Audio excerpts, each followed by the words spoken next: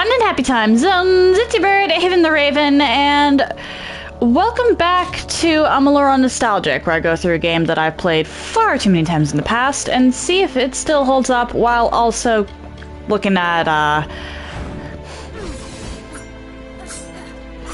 the newer expansion and seeing if that holds up. We're gonna be rushing some of the main quests today. And then going from there. Once I make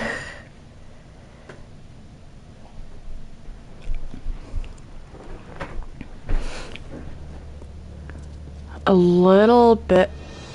I never actually set foot in Crownhold. Okay.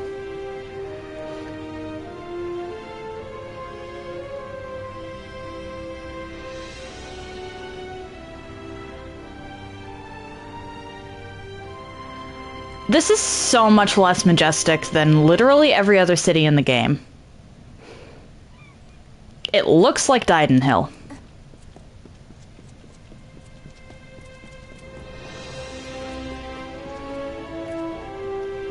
Don't you touch him. Haven't you done enough? I'd take a blade to every one of you. But it won't do any good. Pankosi, hello, how you doing? Did you just resub? Holy shit, thank you!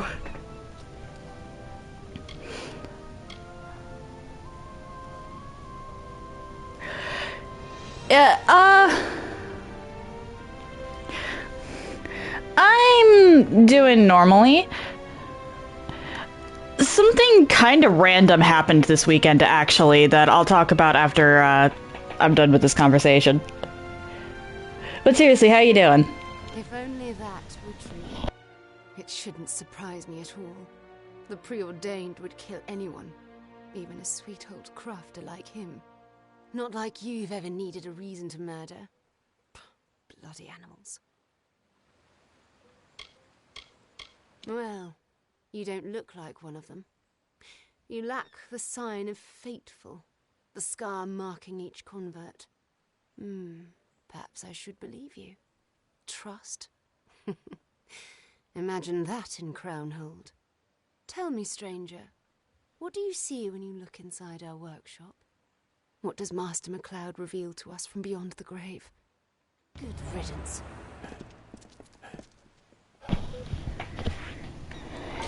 An exhausting holiday. I'm sorry to hear that.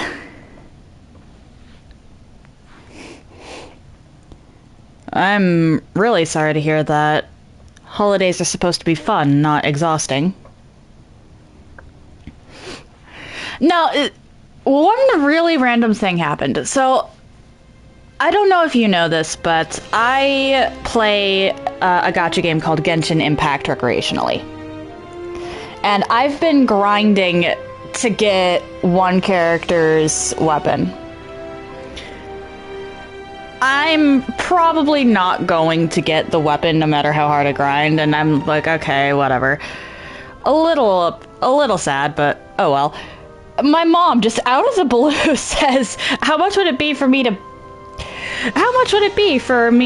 buy that weapon for you?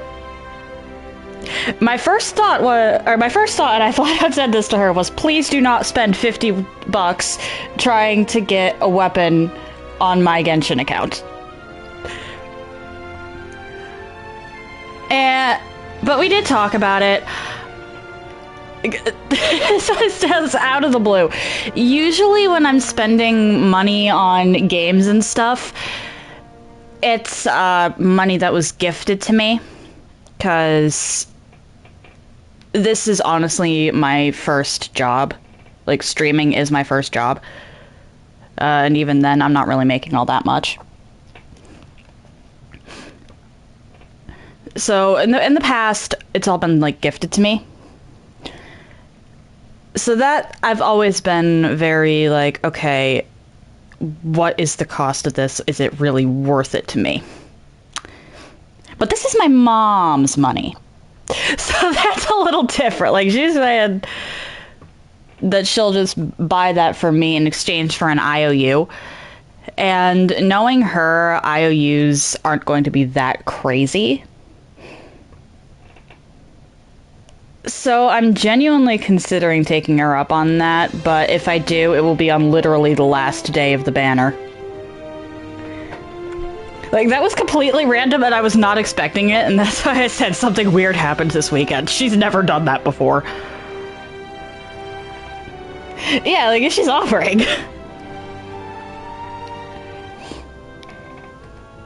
Thank you for the vote of confidence, Pagosi. But yeah, if you're looking to get into Genshin Impact, I did actually do a Genshin stream recently. Hang on a second. Is it... Because I know I put it on YouTube, but is it in my VOD still? It is actually still in my VODs, okay. So if you want to quickly see that to see if it's something you'd be interested in, there's that. But Genshin is fun, though you do have to be careful because, of course, it's a gacha game. Gacha games are always something you got to be a little careful with. Oh, Jan, hello, how you doing? Sorry, I almost called you Punkosi. I already said hi to Punkosi.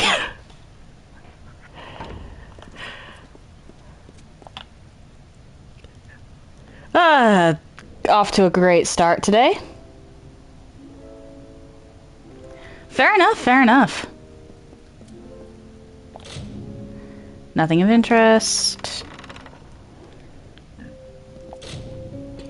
Wait, what? Why am I disconnected from my own chat? Okay.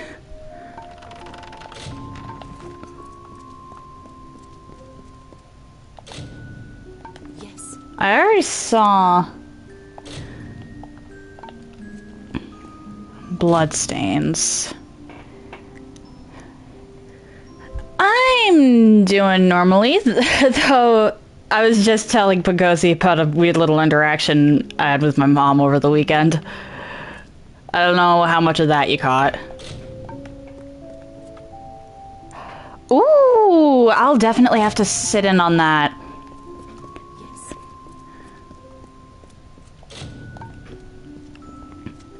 Yes. Nothing of interest. There's a blood stain! What am I supposed to be checking out here?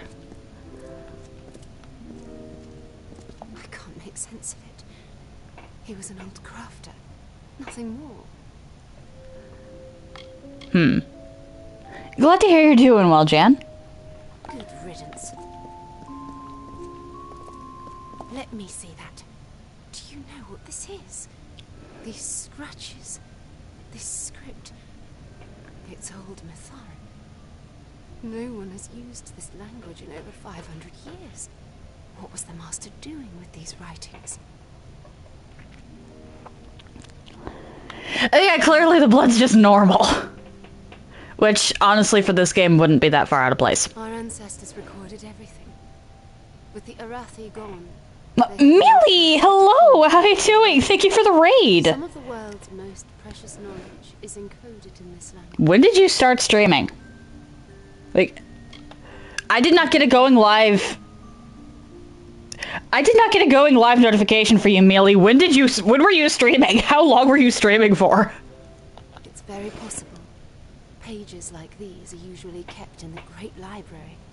The preordained detest our culture, but they seek to understand it, so they can destroy it. 3 hours, okay, yeah, I don't know. I don't know what happens to the notification then. I swear I have them turned on. Anyway, how was your stream and what were you streaming? Unfortunately, no. There are only a few scholars with that specialized knowledge. Many of them have died or been killed in recent months. But I know one. Old Tormin. He may be able to help. I can take you to him, but I can't make any promises for Tormin. He's a crazy old wizard. See you.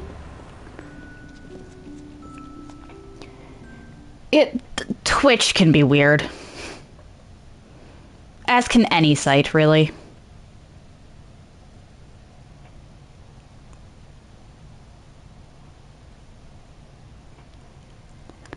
Okay. I don't know what Skate is, but I do intend to check out the Prince of Persia games myself one of these days. We have the original trilogy. Yeah, trilogy. I'd just have to actually plug it into the PS3.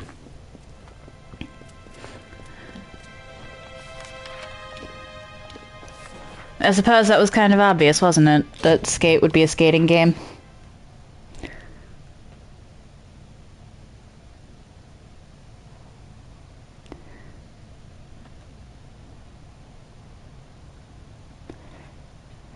Yeah, I started playing the Sands of Time one, which I think is the first one. Years ago, I started playing it, and then I got walled. I can't exactly remember where, but that was before I'd actually gotten deep into Dark Souls. So my skills have definitely, my skills as a gamer have definitely improved since then.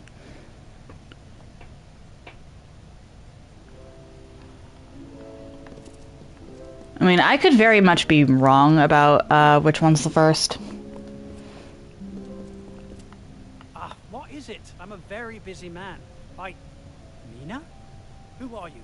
And why are you here with my daughter? What have you done? Interesting. May I see them? Careful now. Yes, I recognize these notes. Callan brought them to me several weeks ago. They describe a relic, a forger's instrument. Arathi smiths are legendary for their peculiar methods of crafting and shaping, but most of their tools are lost to us. This passage describes the location of one of these tools, Synox Eye, an enchanted gem or relic of some sort. I'm actually not really that big a fan of first-person shooters, but roguelikes are cool. I have to get back to Hades, actually. Because I managed one escape, but I know that you need to do it like 5 times or something like that to get the actual ending. Fair enough. I like the Metroid Prime series. I'll still go back and play the original Metroid Prime and Metroid Prime 2. Unfortunately, because our Wii U is dead, like dead, we can't play Metroid Prime 3. Which sucks because I was close to finishing that one for the first time when the system broke.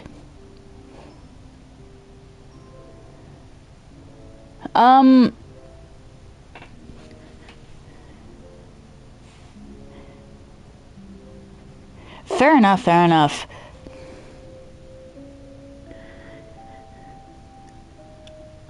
My dad's already flat out said that he's going to be getting Metroid Prime 4 when it comes out, so I'll definitely be checking that out. I'm not going to stream it, though. But beyond the Metroid games, I've played Fallout 4.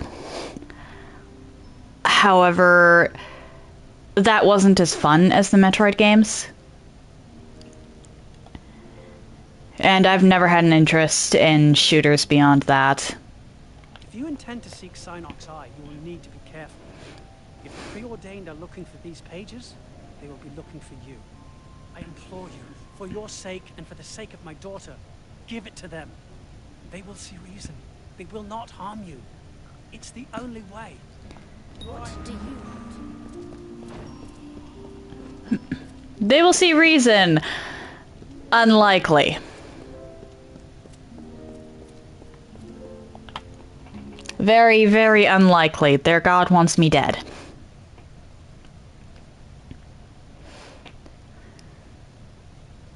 Their god wants me double, triple, and quadruple dead. As is par for the course with this game. I feel like I should mention something that Jan has complained about in the past, I sort of make this game look easy. And it's because I know how to build my character.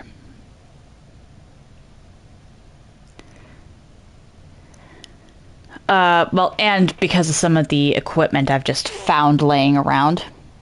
I'm playing on the hardest difficulty.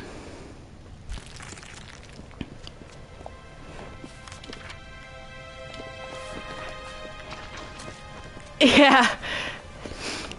Well, I'm playing on the highest difficulty, but, this gives me plus 33% total damage. I have a few different...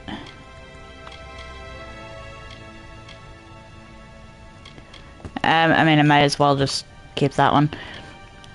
Rings for that, but this one gives me plus 68% damage in exchange for taking 18% more damage.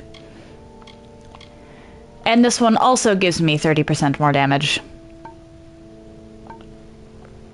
So that alone is like a 128% boost or something like that.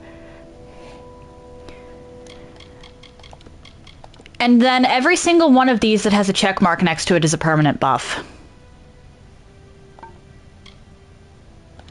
And every single one of these is a permanent buff. Oh, fair enough, fair enough. Kitty deserves treats. So, my character is kind of built to be a nuke.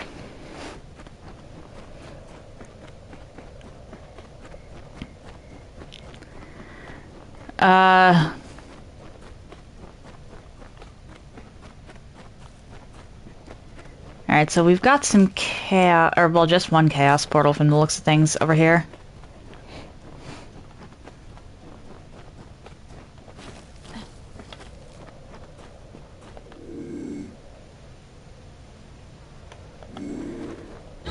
What am I doing? There's literally no point.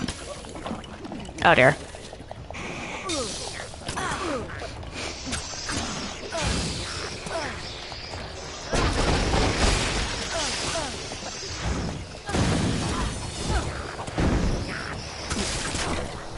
There we go.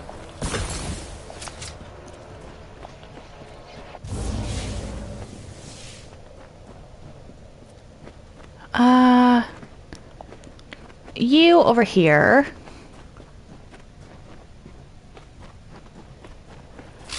The critters explode, so I can literally just run around them.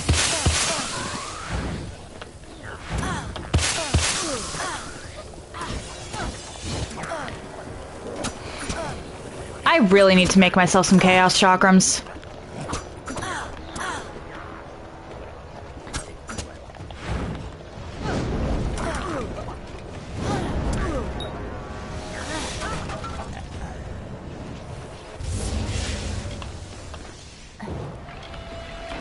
Unfortunately, I don't think...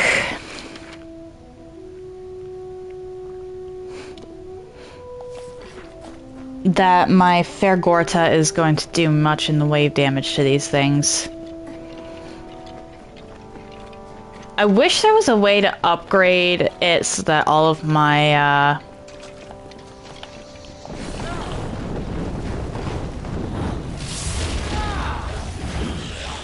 Come on.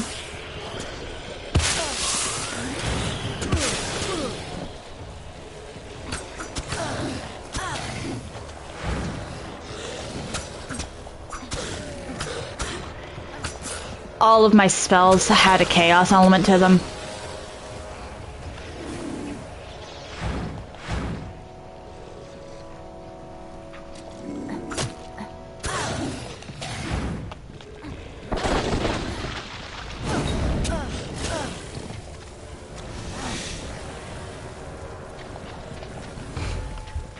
Oh dear.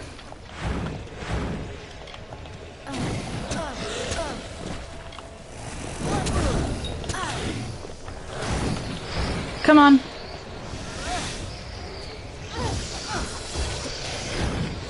The first chaos portal is honestly the hardest. Alright, so I'm on the final DLC,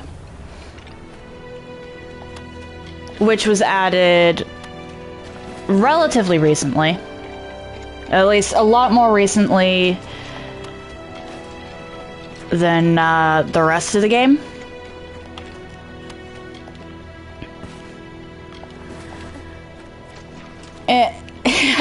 Thank you. And something they did to try and nerf some players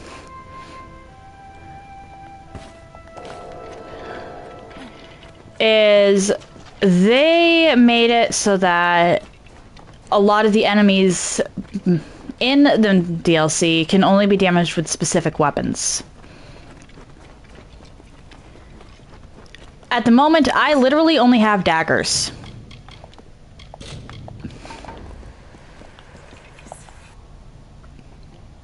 Because I only just got access to the Chaos stuff.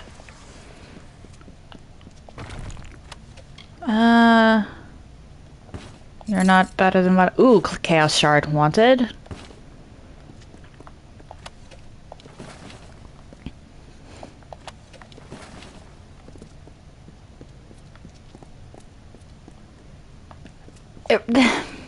Hmm.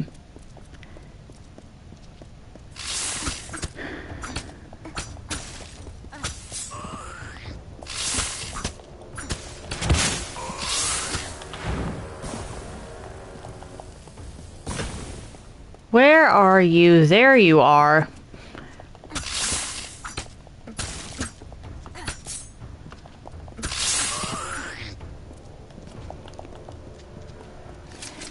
So it might seem like I'm not doing much in the way of damage, but that's because the game is quite literally not letting me do damage to certain things at this particular moment in time. That's how they decided to nerf people. Yeah, nope.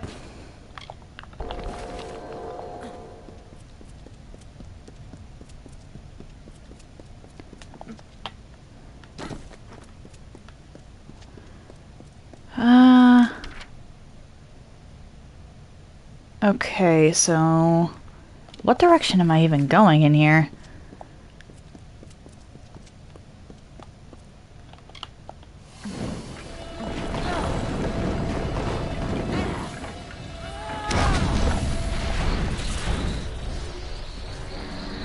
There we go.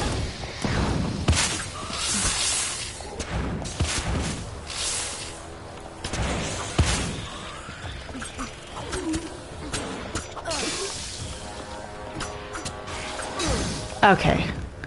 Yeah, I was about to say, I'd like to actually see the enemy health bars, please.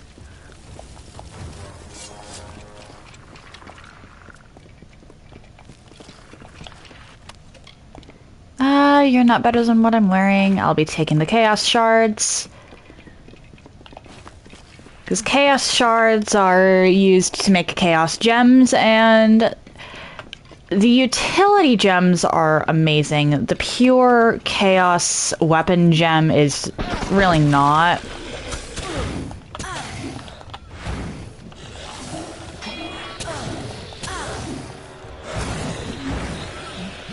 Come on.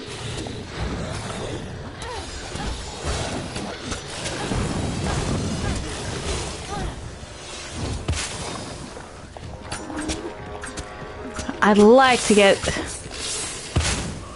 some... I'd like to get both Feyblades and Chakrams. But I'm not gonna hold out hope for, well, I'm gonna hold out hope. I'm gonna definitely make myself some Feyblades and Chakrams. But I'm gonna prioritize the Chakrams because I keep clicking triangle. Which, if triangle could actually damage the chaos enemies, that'd be a good thing.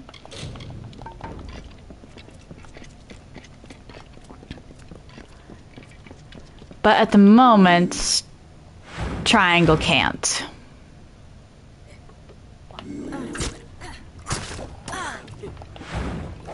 At least not until I break the Chaos Shield.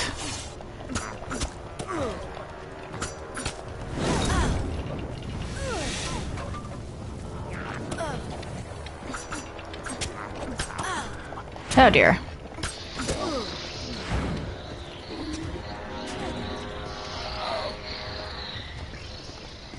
Nothing here.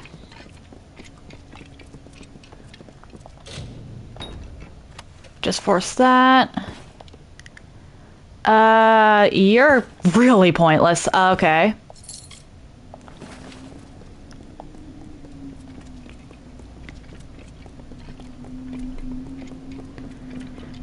But the chaos weapon,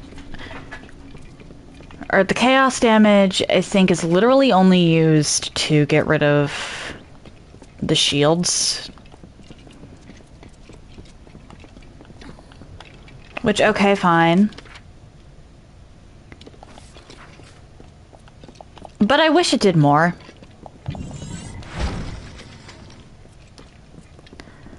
I could be completely wrong about that, by the way.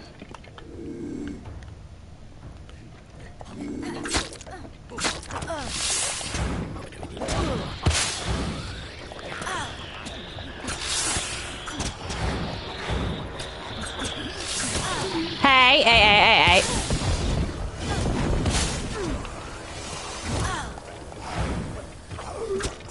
There we go. Alright. I am relearning how chaos works, or, well, how to use chaos.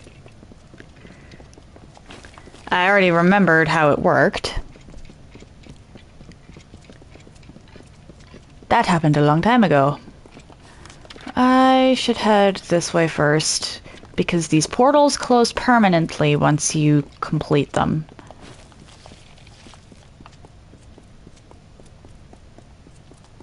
Honestly, once I get towards the end, I might legitimately just start rushing through.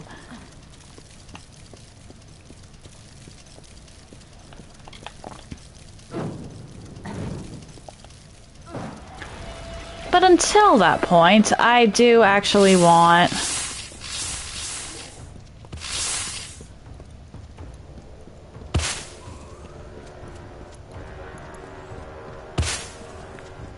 everything I can pick up.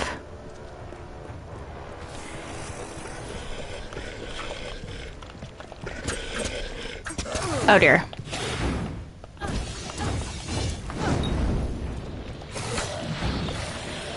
Get over here.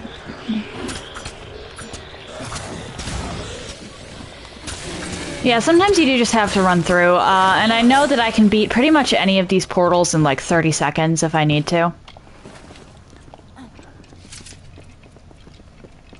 But I am warning that I'm going to be a lot less keen on collecting stuff when I'm hitting a point where there's not much more I can really improve. Especially because I'm not going to be doing too terribly much in the way of forging my stuff. Because every single chaos portal you complete upgrades the number, or upgrades how strong you can make, or upgrades your ability to create chaos weapons. There we go.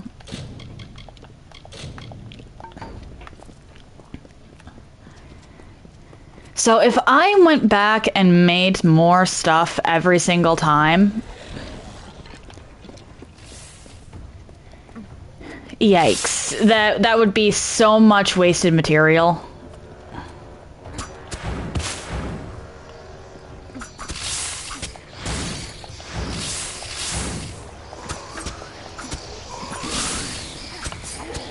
Especially because the only thing I'm guaranteed to get back from dismantling my weapons is the chaos core used to craft them.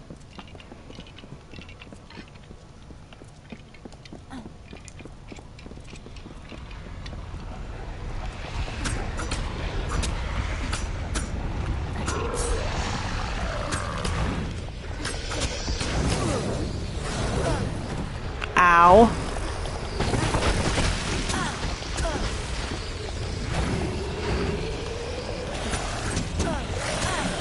Can you not? What is my skeleton doing?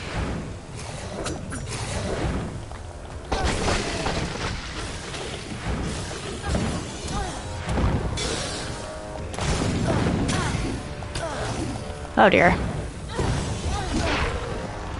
So I'm thinking what I'll wind up doing is like maybe every 5 after this I'll make my... or I'll upgrade my weapons. Why did I do that? You're pretty much immune to fire. Okay, you go away. You're completely useless to me at this point because you're not a chaos weapon.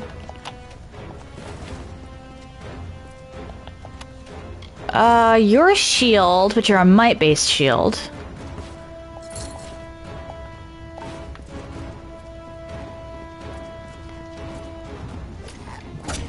And this completes...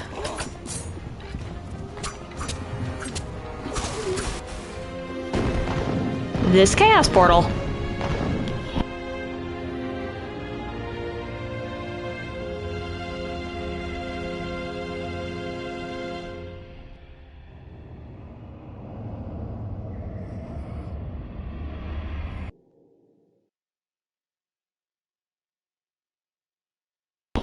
And by the way, every single chaos portal is structured like that.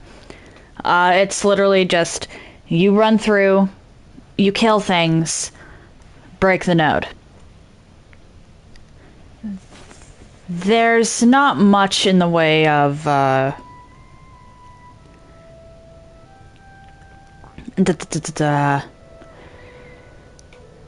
variance.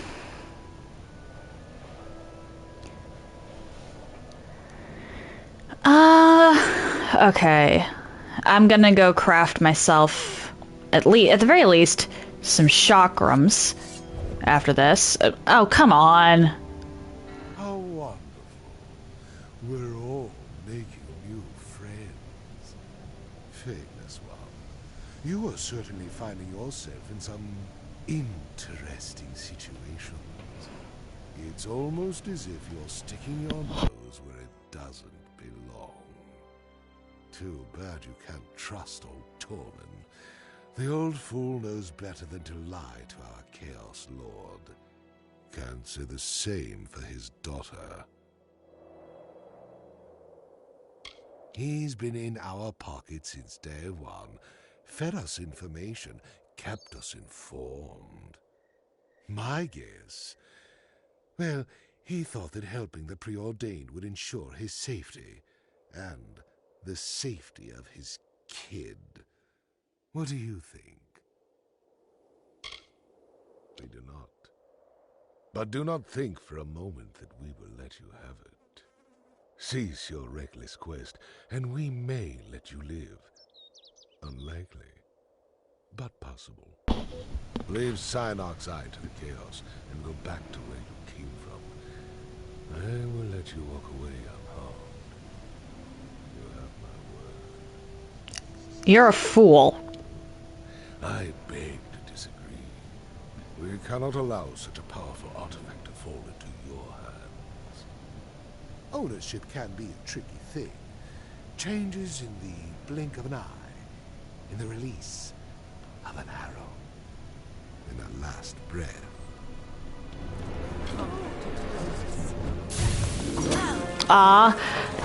Really?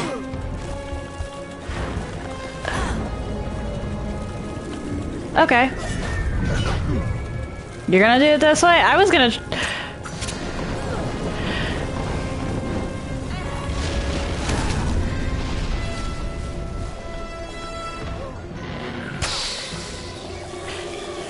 get meteored. I was trying to be a goofball and stealth meteor it.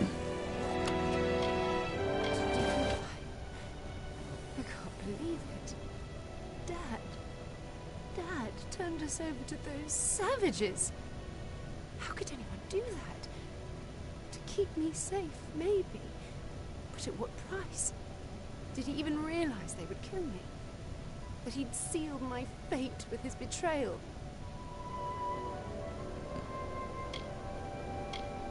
I guess none of us are spared such a reckoning.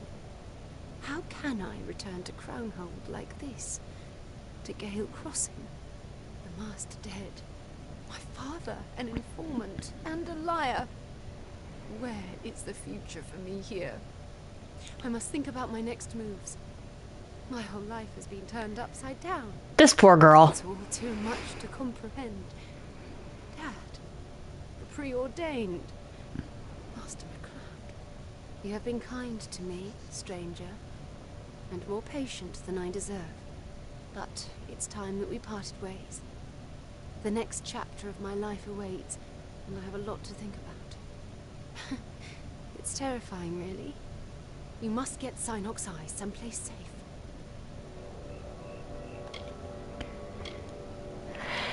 Let's... And I haven't seen any of it.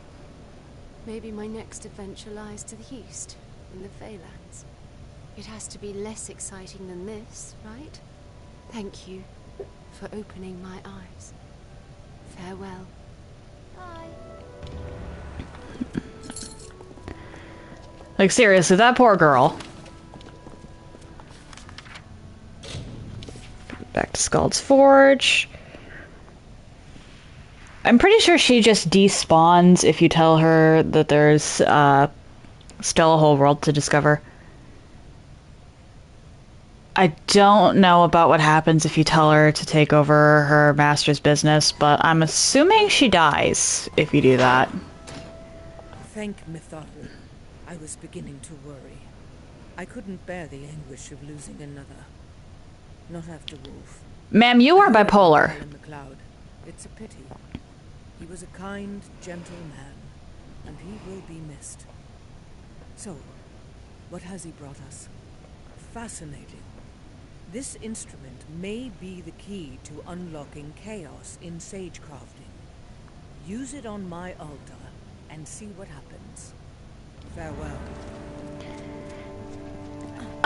Well, the reason I say that I think she might end up dead if you do that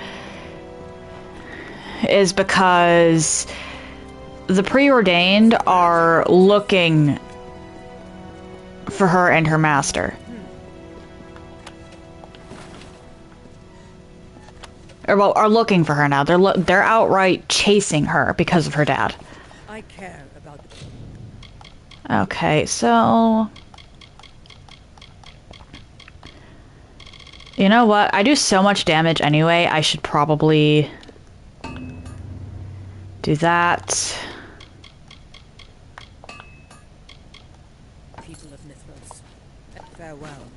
There we go. I have 2 chaos things now. I don't know where I got the first one. I probably could have had a second chaos weapon before now. Yikes. Okay,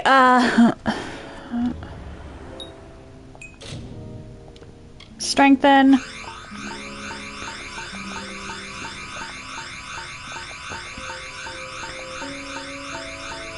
This is pretty much just button mash simulator because you can't just mass upgrade.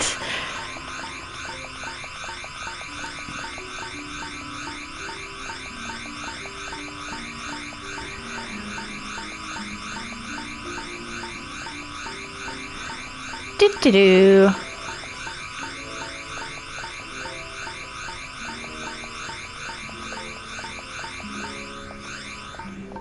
Okay, so craft, utility.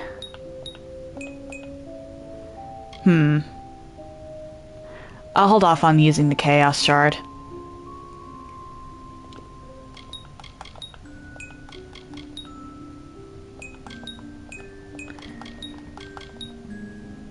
That'll be helpful.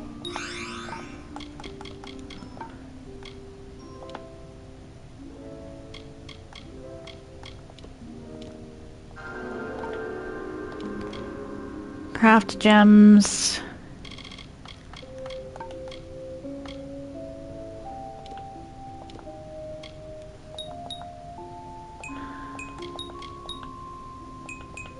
Okay, so it's like that.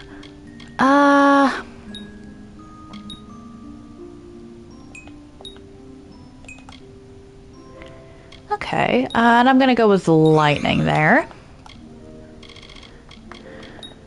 Poison. 48. I'm gonna go with the physical. Wait, what am I doing? Ah, dear. I need to make utility gems.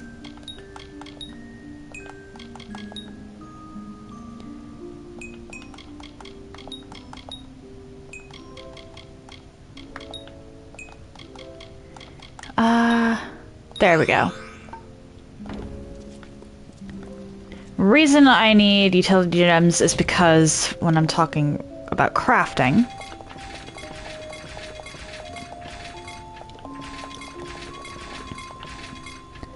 oh, thank you for the lurk, Jake Shuffle. I hope that that goes well. But when we're doing, or when we're crafting things, we only have certain things that we can put into each individual craftable anything. For example, while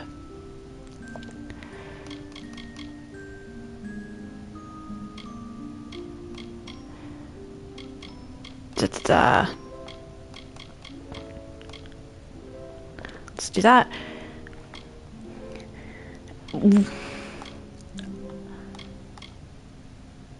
I'm sorry, my brain is just not braining. So despite the chakrams being a weapon, I can't put a weapon gem into them. I need to put a utility gem in.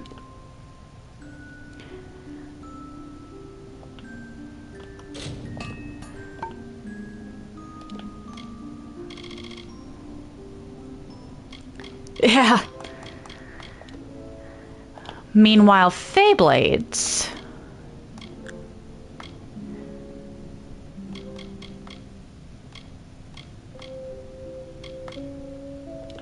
I'll do that for the crit chance.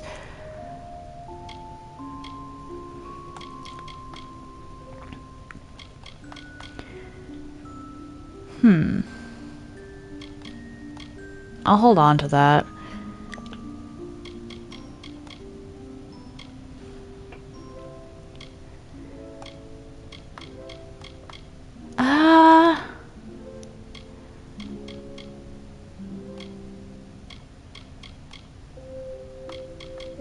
There we go.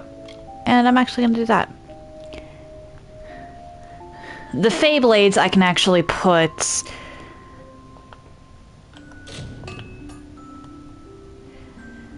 weapon gem onto.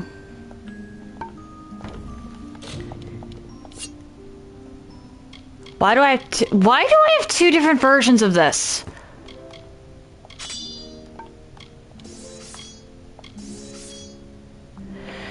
Whatever. But now I have weapons that I can actually use.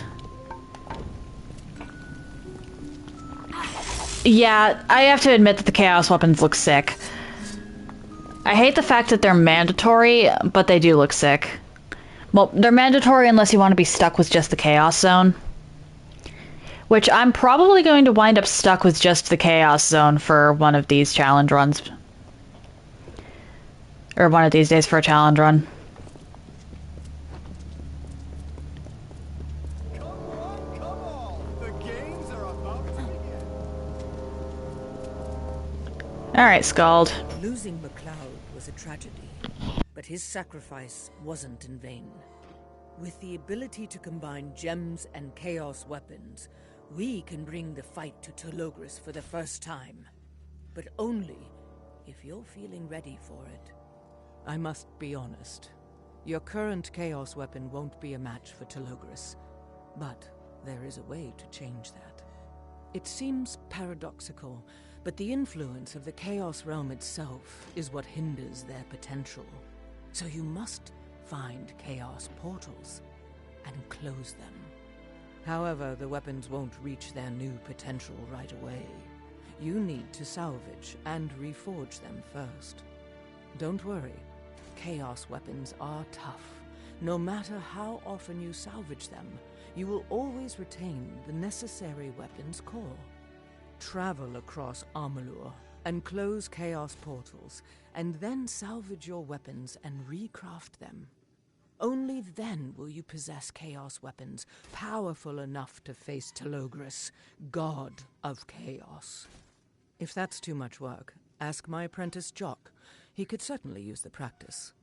Of course, you will probably achieve the best result if you do it yourself, but if you're too lazy to do your own work, that's your decision. What do you say? Care to test your mettle against my Chaos beasts? They've been hungry for their chance. Farewell. Okay. Defeat the Chaos creatures. Okay. But eventually, oh! Not eventually, right now. Chaos portals open up all over. I'm actually gonna start with Detir.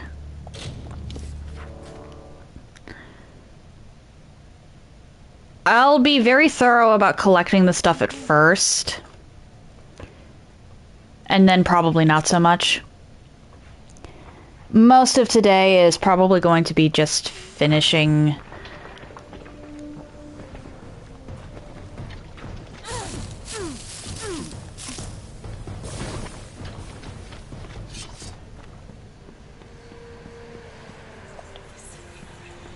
Okay, so there's actually...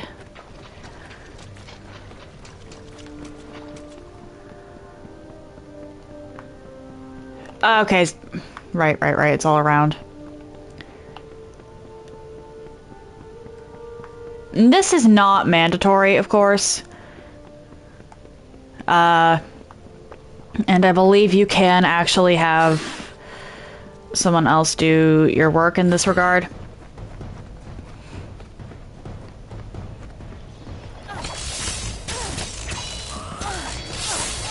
But see how much faster this is going now that I have actual chaos weapons of my own and not just the default daggers.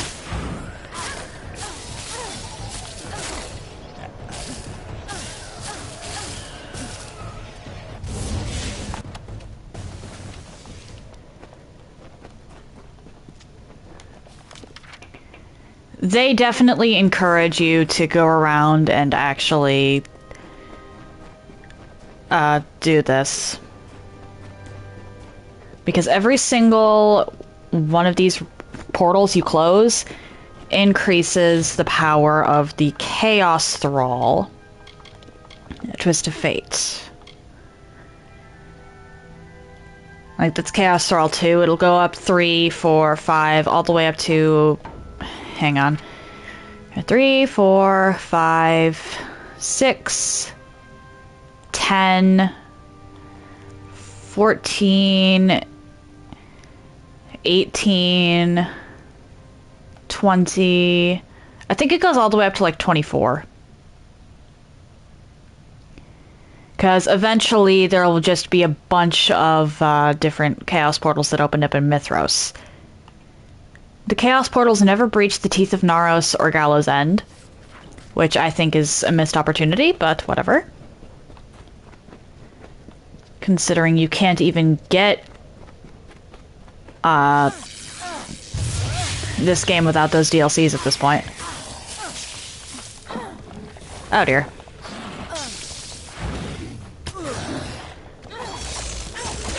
Need to get rid of the Niskaru.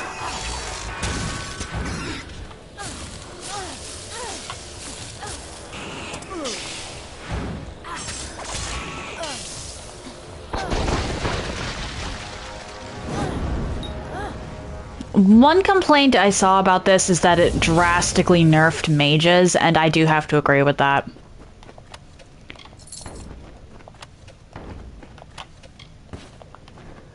Like, what are we doing here? Why can't the chaos magic, the chaos zone at the very least, follow the enemy? Why is it stationary?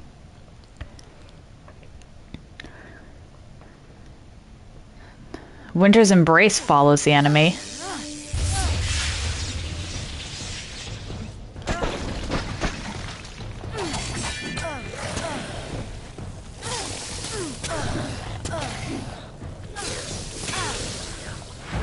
And the fact that none of the enemies around here seem to realize that there's chaos portals just opening up.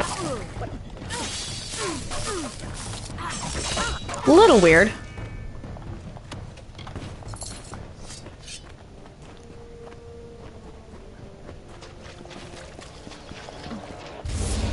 Because I was getting attacked by bandits despite the fact that there was a Niskaru literally right here. Seems a little strange, if you ask me.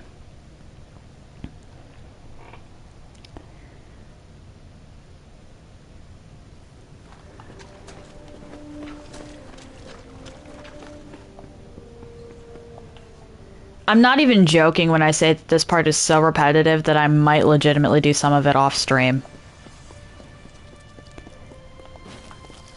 I wish they'd done more with the chaos portals.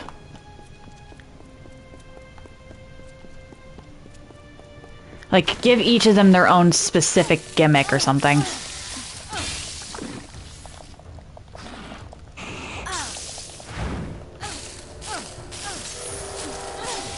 Or even if they're relatively the same, give them each their own little side quest involving the characters in that area.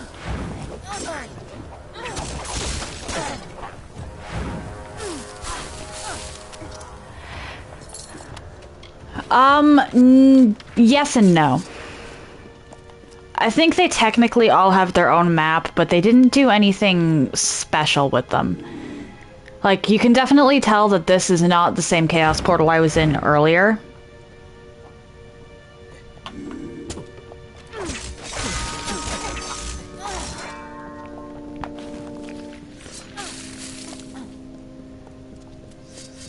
Like, that is clear as chaos, but at the same time, it functions the same. There's no difference as far as gameplay goes, it's just different ones have harder things.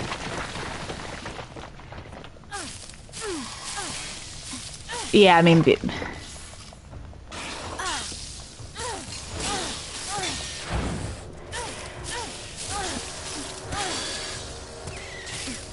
Yeah, I wish they'd done, like, a gimmick or something with each of these, because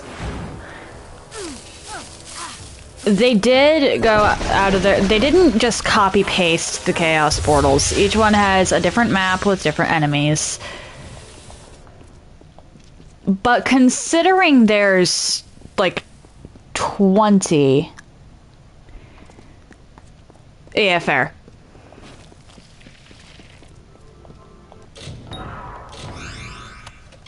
Fair.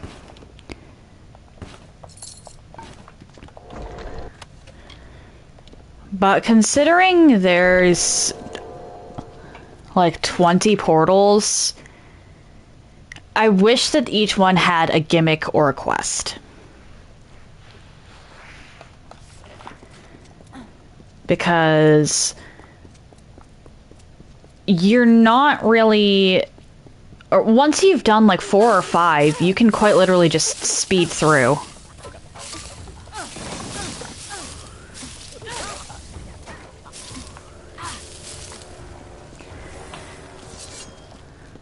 Like, you'll know exactly what to look for.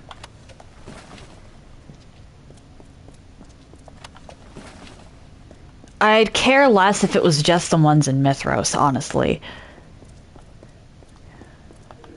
Because at least then, it's a smaller number. If it's a little repetitive, it's not like you're spending hours doing it.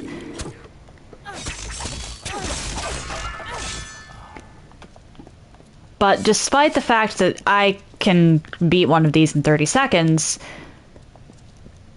some people do spend would spend hours just in these chaos portals. So I wish that they'd done more with them. Like, maybe some of them have an NPC hidden inside. That would be interesting, helping the NPC escape. Or perhaps the NPC winds up actively serving to Logris, and you wind up backstabbed.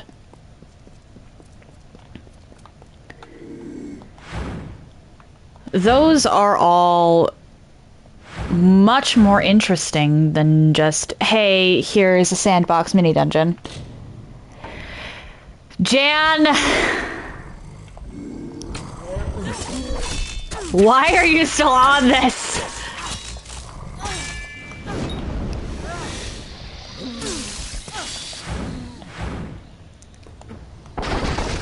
Uh-oh.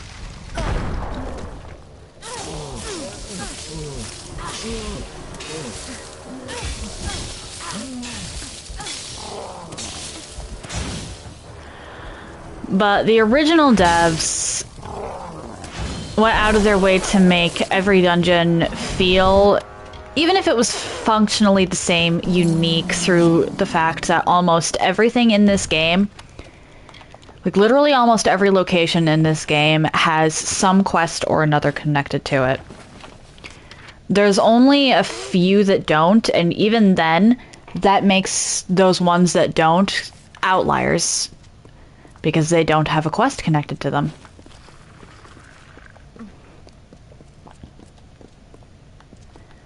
It makes them all the more interesting because of it, where you have to piece together what story could have taken place here.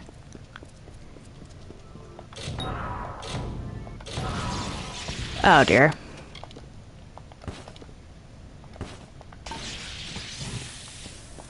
Curse of the Mana Drain, huh? What mana drain? Hold up, what even...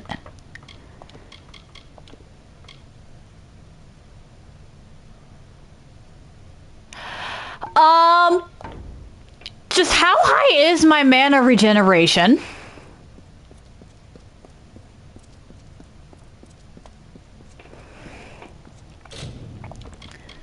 Hold on, I need to take a look at this. Okay, so that's +1 mana regen.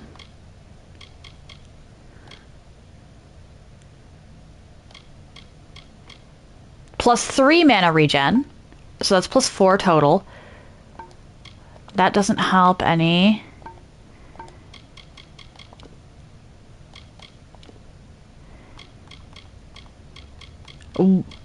What's preventing that from going down? Because it's just +4... Okay, +5 mana regen total.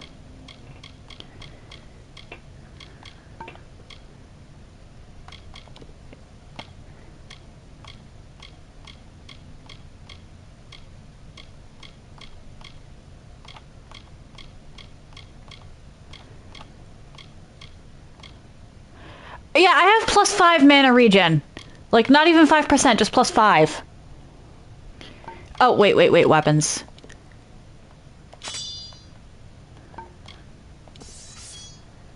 Okay, so that's +6. Or not +6, +8 or something.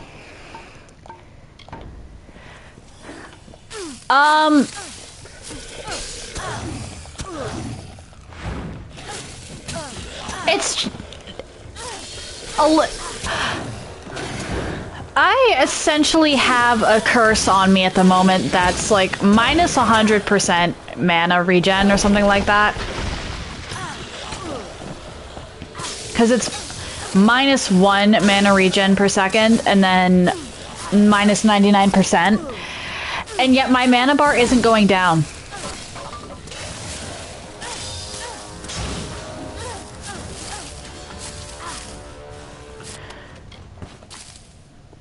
Like, you're just seeing that.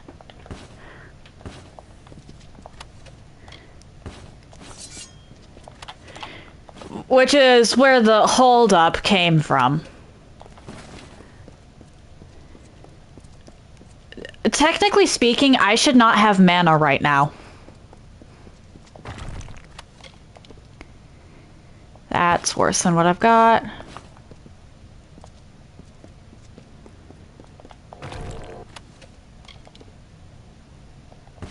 You don't do chaos.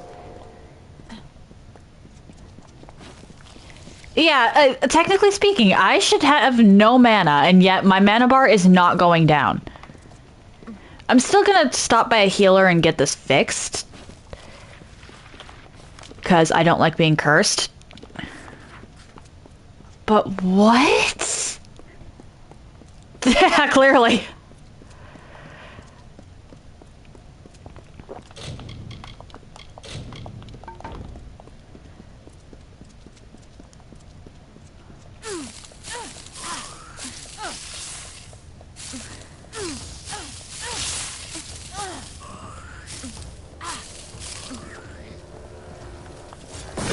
Yeah, this is just another example of how overpowered this game lets you get, I suppose.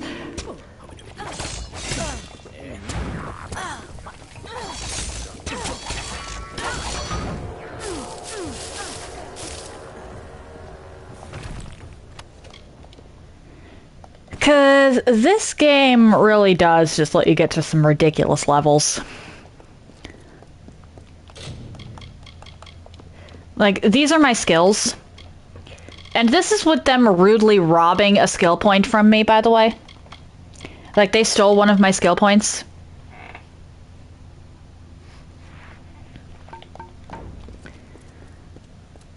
They told me I wasn't allowed to have it anymore.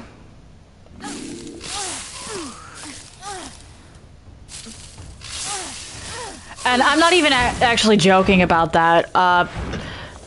I respect to put some actual levels into a new skill that only becomes available in Mithros. And they stole one of my skill points from me.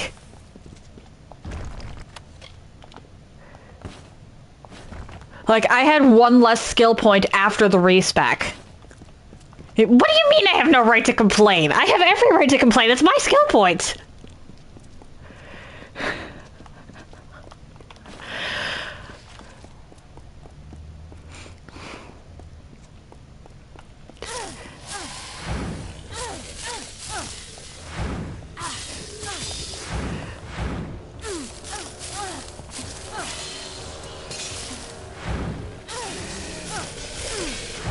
And it actually is a valid complaint, though, because if someone did wind up losing a skill point to that, and they hadn't maxed out all of their skills, and they didn't have the means to max out all of their skills still, despite that, that would quite literally be outright robbing them.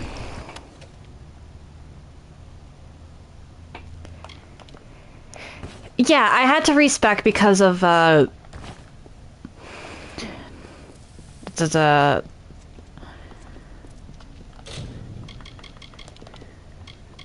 this Chaos Site.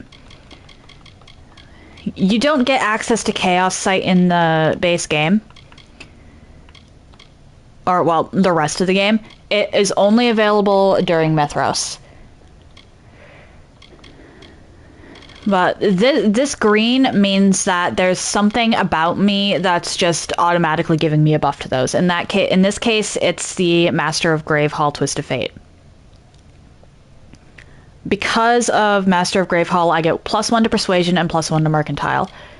If I did not have this, then I'd have 2 skills at 9 after losing that skill point, instead of both of them being at 10. Or instead of one of them being at 10.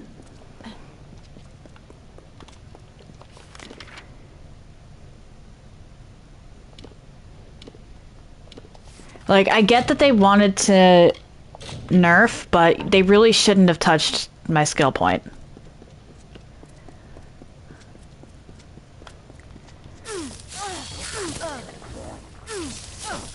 it doesn't really affect me because I know how this game's mechanics work. I know how to essentially cheat the system to where it can't really affect me.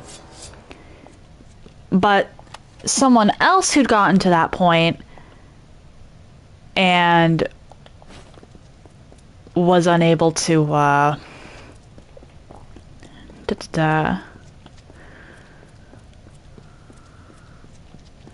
and hadn't gone through and used every single trainer in the game to get maxed out skills, might have lost a skill point there.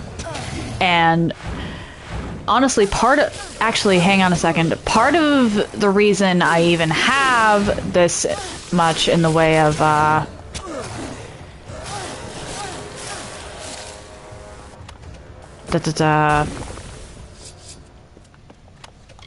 skill points is because of my starting race, because I started as Losilfar.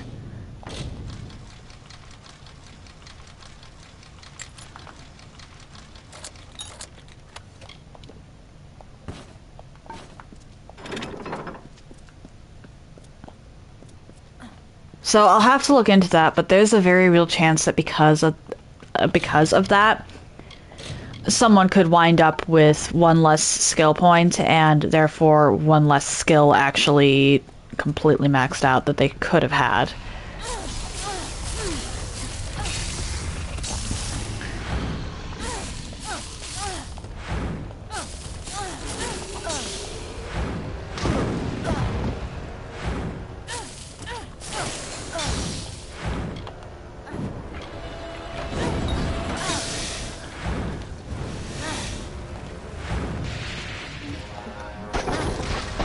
There we go.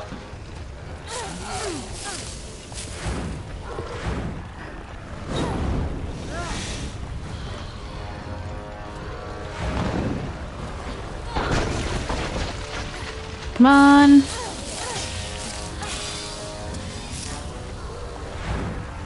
What do you mean my Skelly's already down?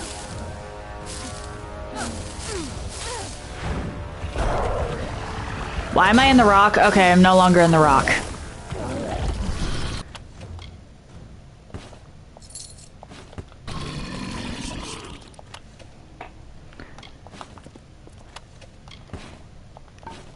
Yeah, my Skelly's not helping out as much in Mithros as he was in the base game. Okay, and now to go get more lockpicks and undo this curse.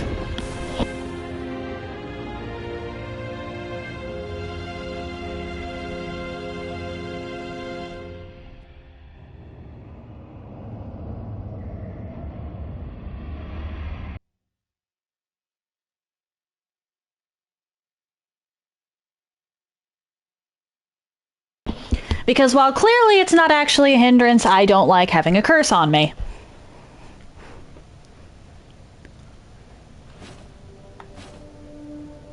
There we go. Oh wait, I might actually still be able to enter. Okay, first off, lockpicks. I know Star Camp is going to have those. Yeah, that's very true. I don't think most people like being cursed.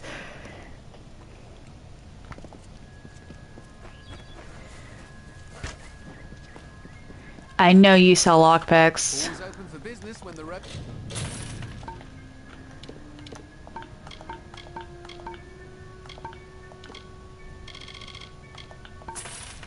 What is your marketplace?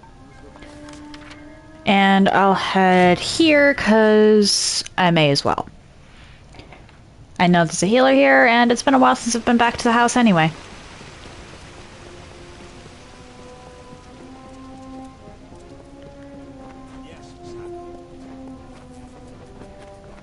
In here. I don't think I've ever actually talked to you, so you shouldn't admonish me. It cheers me to see you alive. Word about the court has spread throughout the House of Ballads. What does it mean when all you've come to know is no longer? I will always have my healing, I suppose. But what shall become of the telling? Lift curses. There we go. Goodbye. I'd like to know why I can't lift curses on myself with dispelling, honestly.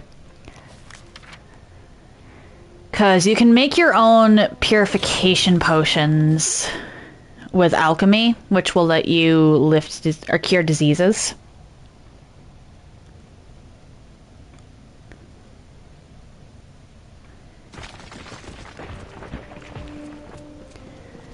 Alright, what am I looking at for the chaos portals? 4, okay.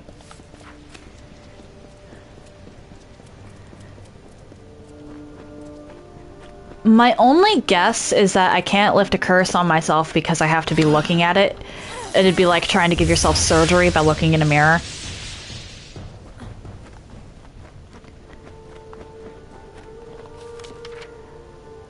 I should not go that way.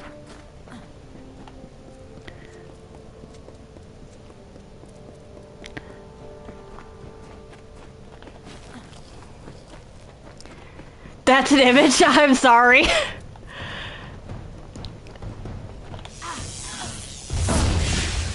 Oh dear. Can you please fight each other? Well, I mean, there's a reason people can't operate on themselves.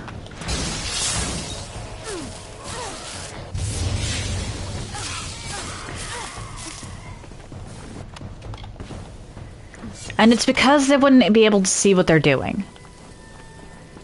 At least I think that's the reason. It would be the most logical reason.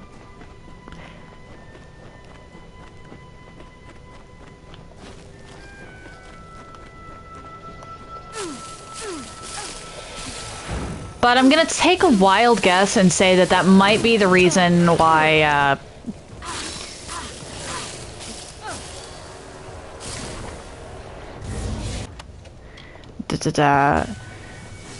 you can't dispel curses on yourself in this game.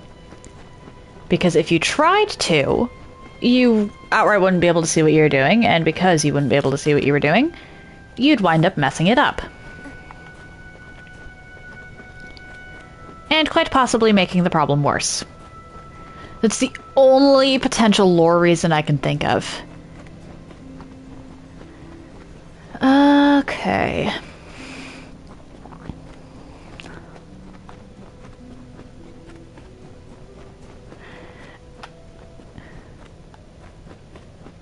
Yeah. Thank you.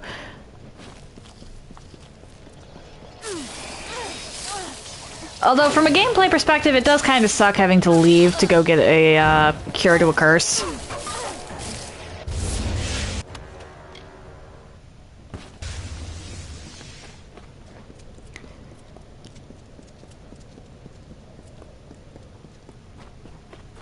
Suppose there's not really much to be done about it, but, still.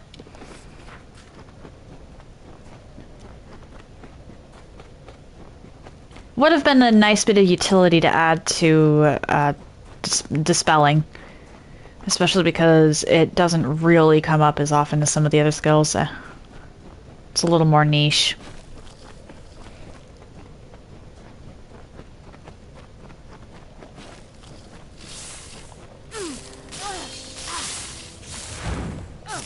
I'm gonna tackle all of the,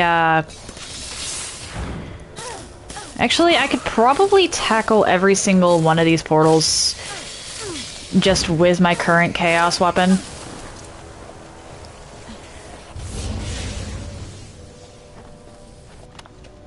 And then go back, make a new set, and then only have to do 3.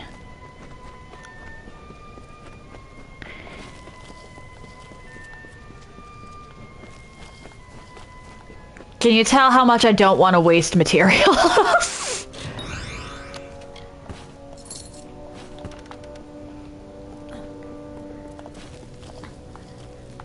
Because you can't guarantee that you're going to be getting anything good back from salvaging. A lot of the time you get complete and utter crap just from salvaging. You've just happened to find better stuff.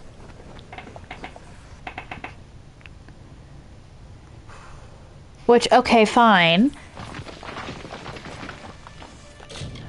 But, like... Why?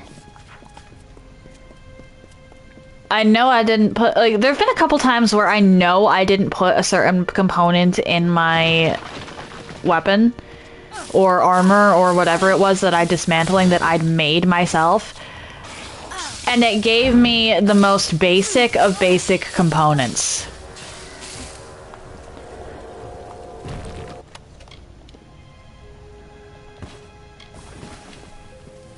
Like, come on, game. I should probably actually make some... or make my final suit of armor, though. Oh, hi.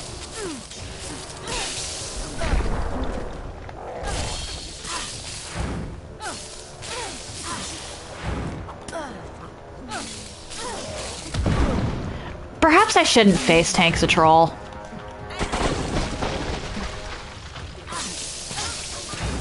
I'm not exactly built to be tanky.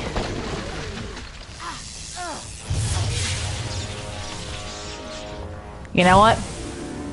Stealth meteor. Because why not?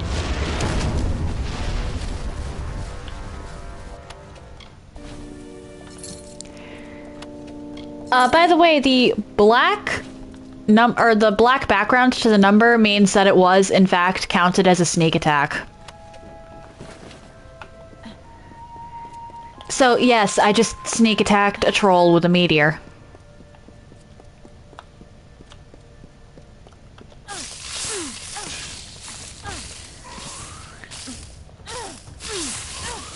Because why wouldn't I? That's just too perfect.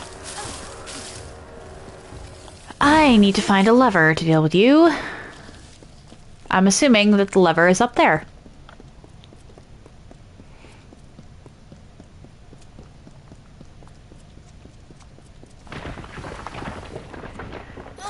Yeah, I don't think anybody was expecting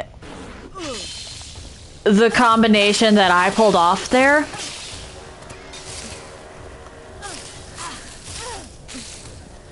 No point showcasing it here, but normally you don't actually get access to the two skills I use for that combo.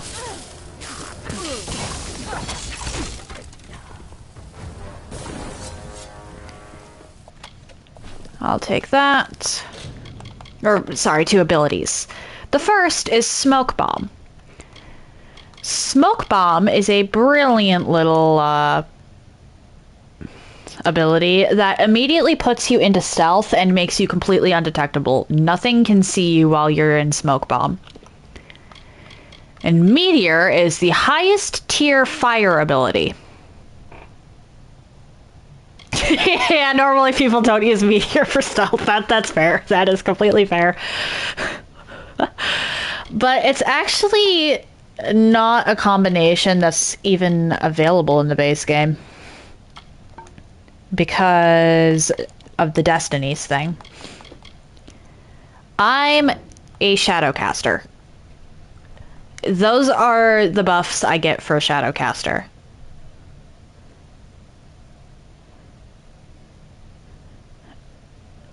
The 34% elemental damage is huge.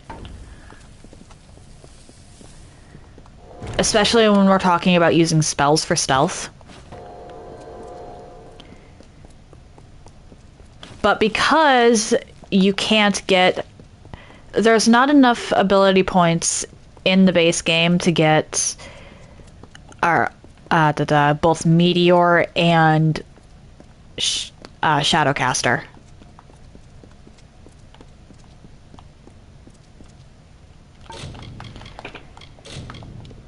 You needed the extra 10 levels that Mithros provides for that.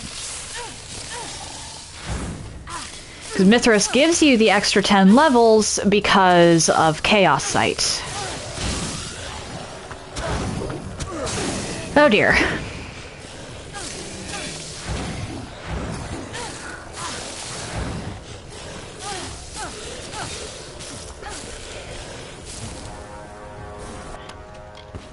Because without it, most people wouldn't, or without those extra 10 levels, most people wouldn't respec for Chaos Sight.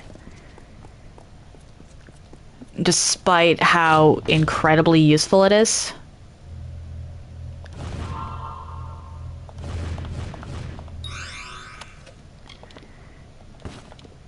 So they just give us that.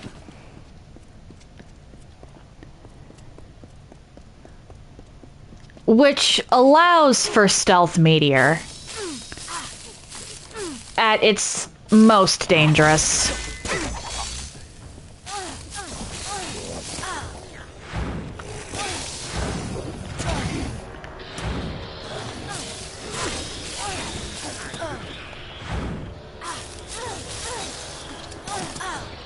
Oh dear.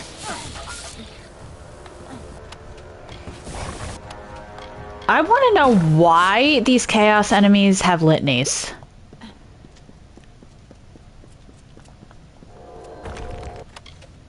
That's not going to be of any use to me.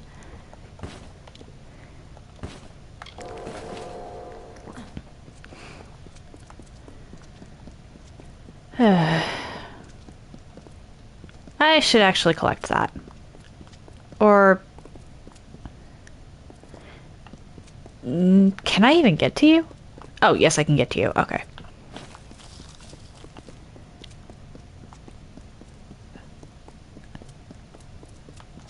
But, yeah, Stealth Meteor is... at the level I'm using it, only available to level 50 characters. Or, well, maybe not level 50, but, only available to characters that have hit Mithros. So, of course I'm going to spam it.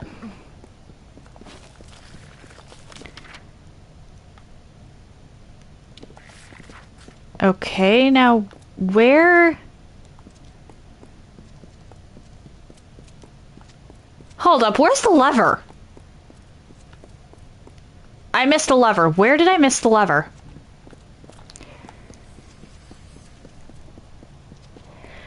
Ah, boy.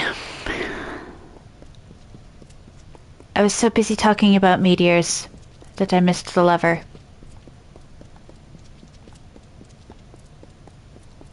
Embarrassing.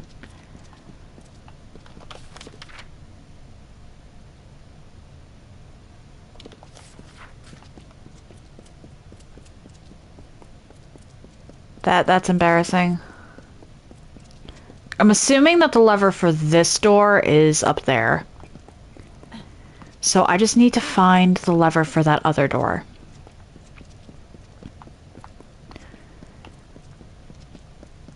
Because either it's actually pretty well hidden or I'm blind.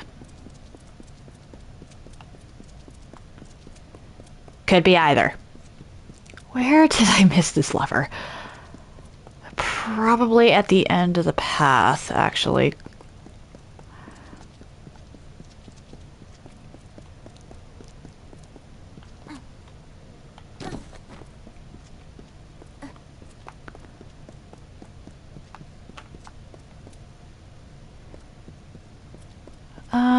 Not here. Not that.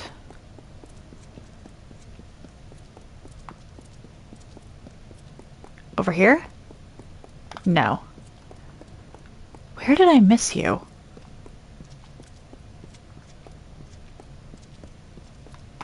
Aha! That's where I missed the lever.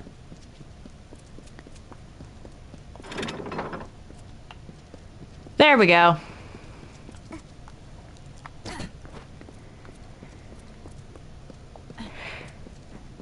Embarrassment corrected.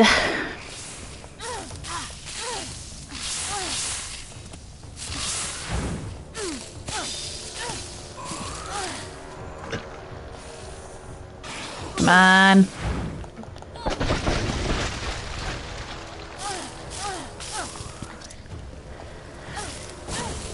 technically, I should be going with fire chakrams if I want the most possible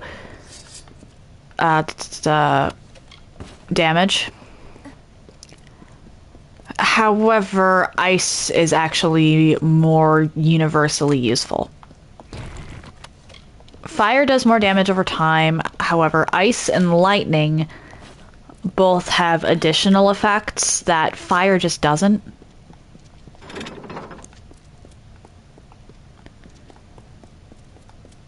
Ice can actually slow down enemy movement speed. So even if something's resistant to ice, it'll still be slowed down so it's more manageable. And shock has... Oh dear.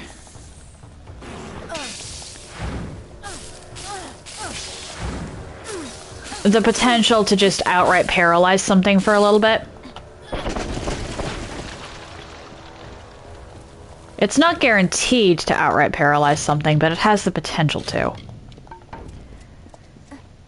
So for situations like this, where I have to do more, like, with this stuff anyway. Oh dear.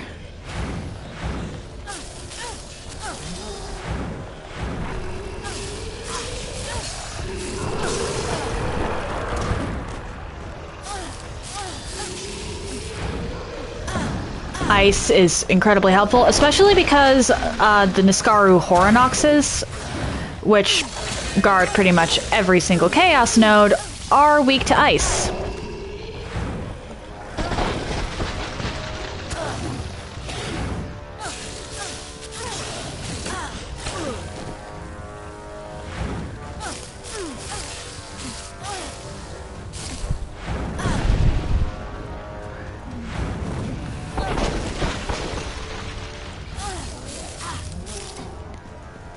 So being able to capitalize on that weakness while also having the utility of the slower speed, or of slowing down their movement speed, is useful. Oh, I need to repair the Chaos Chakrams. Okay.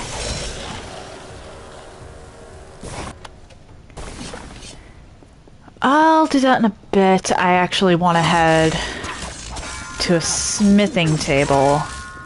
Or I actually want to head to a blacksmith forge.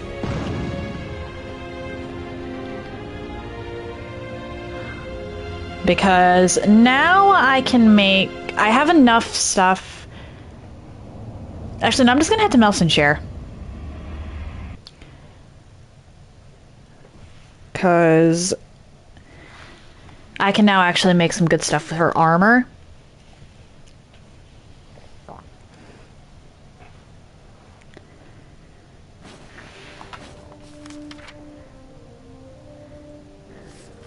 Which will prove helpful.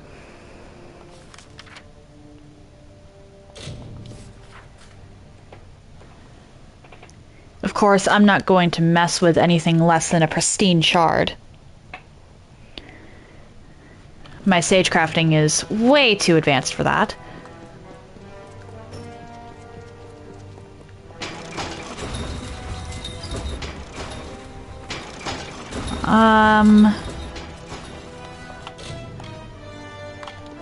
Strengthen shards.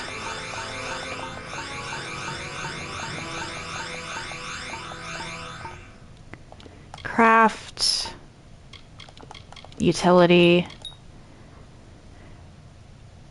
That's actually kind of a broken one. Yeah, let's actually do that twice.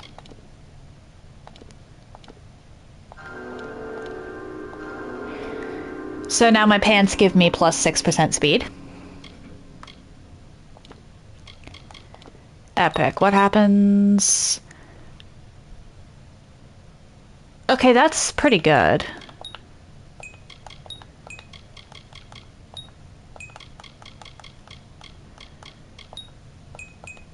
However, I think it was protection and physical? No.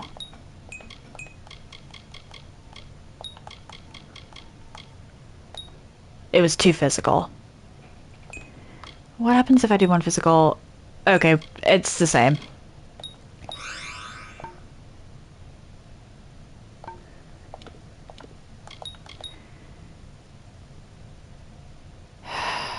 That... I'm not a huge fan of this, because I don't think the chaos damage really does anything except to the shields. But I'll have it on hand regardless.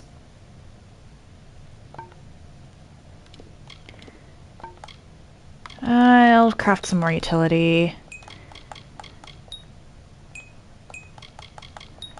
Poison, nope. Protection? No. Protection and fist. There we go.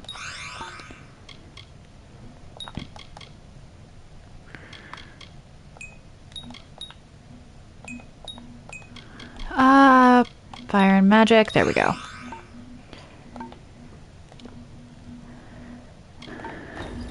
Alright, and now that I've done that, salvage everything, just in case I wind up getting something decent. I'm seeing mostly crude and basic stuff.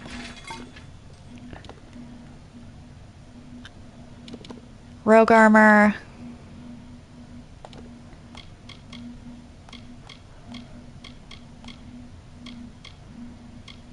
Okay. At this point, I'm not really going to be making myself new armor. It's just weapons. So whatever I make here, I'm going to be with for like the rest of the game, which is why I'm taking a look here.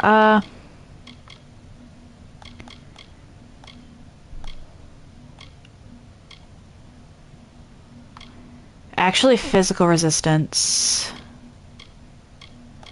is kind of huge, since almost everything does physical damage. That'll help a little.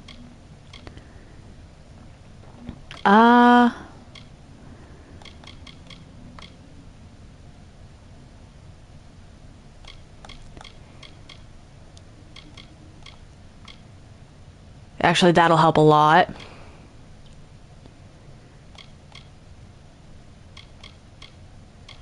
I don't want the sunlight grip. The sunlight grip is worthless. I do intend on using poison a lot, so let's do that. And now...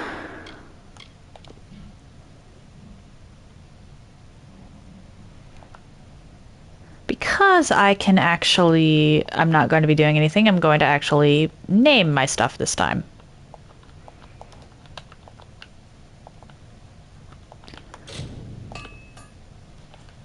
We have the healthy hood.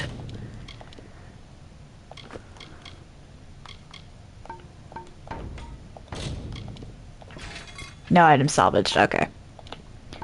Oh, I should save.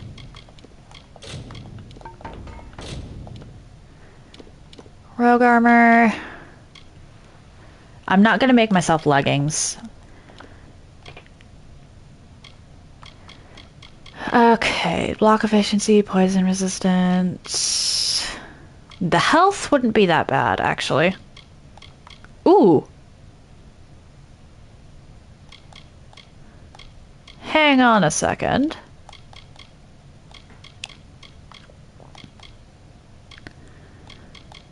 I'm gonna be using ice damage pretty much the rest of the time. So the ice wouldn't be that wouldn't be that bad.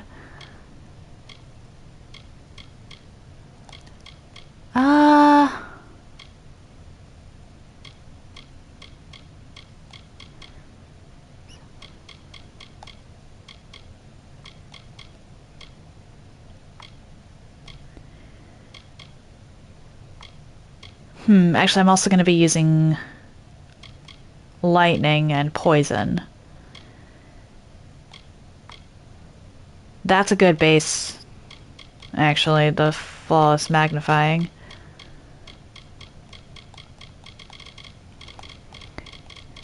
I think I'm gonna go with the flawless magnifying just for a universal buff. Where are you? Basic magnifying. Flawless sunlight. There we go, flawless magnifying. Plus 25% armor. The elemental resistance is actually huge. Although that's a universal damage resistance. And then, because chest armor is the only one I can put epic gems into.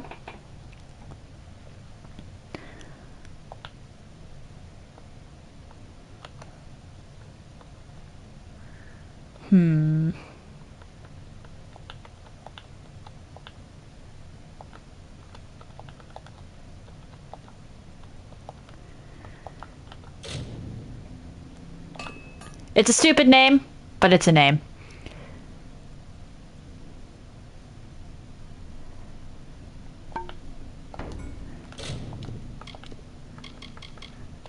That's the same percent armor. I'm not allowed to have my armor go up here. Oh, that's great. But the total damage resistance on that's a lot better.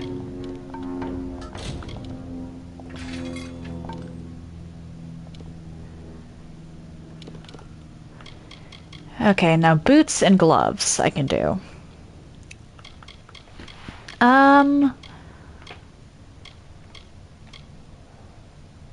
Actually, considering how much of the stuff here uses fire.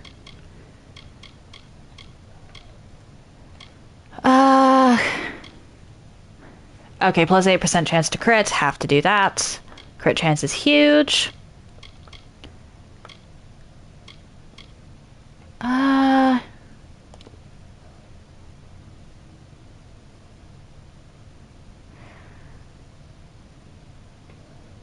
Yeah.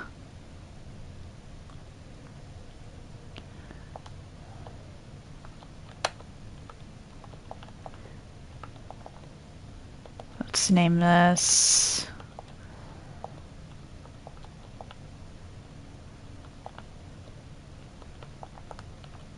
Because I'm not going to be changing my armor at all at this point.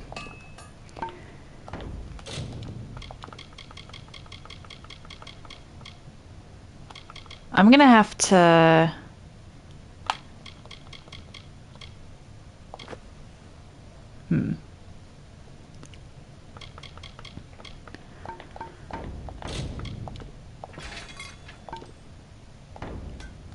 Hold on, do I even have...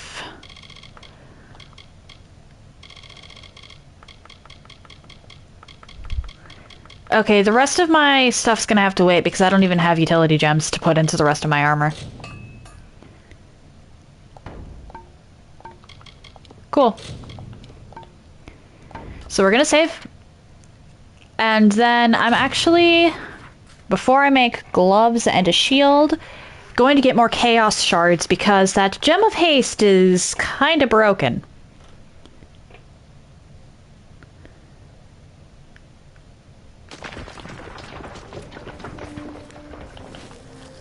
Speed might not sound like that crazy of a thing to buff, but look at how fast I'm going.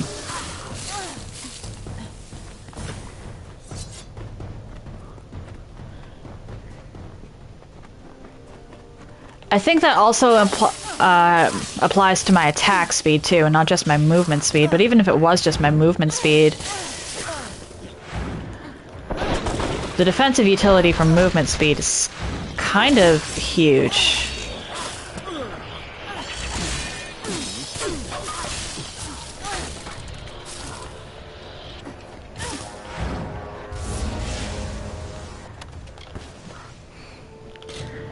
Like, hang on a second.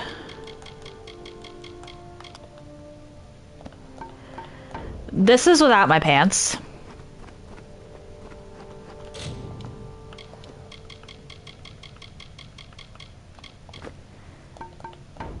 This is with the pants. There's definitely a buff there. That said, I don't want to buff it too much because then I'll have trouble keeping track of my character.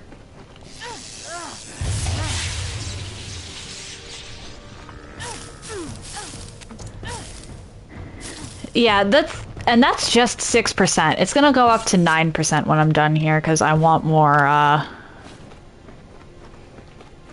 want a little more speed. I wouldn't recommend going above like 12% or something like that. Although I might also wind up putting a speed buff on my final chakrams, not gonna lie.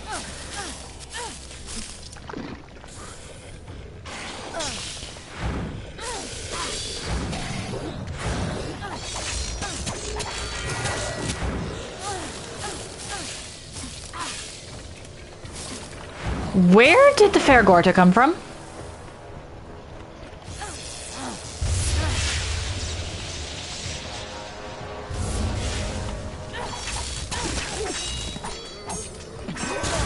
Oh dear.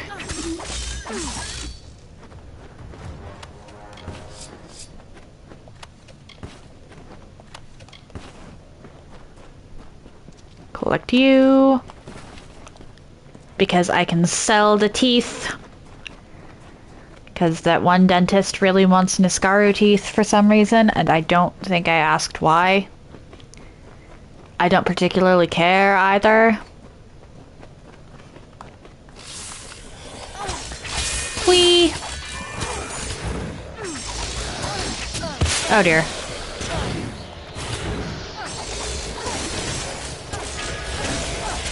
Now, I actually don't like how little interaction these have with the,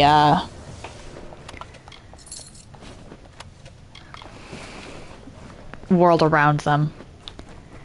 I feel like we should be seeing Mergen fighting the Niskaru. Or, perhaps NPCs fleeing in terror.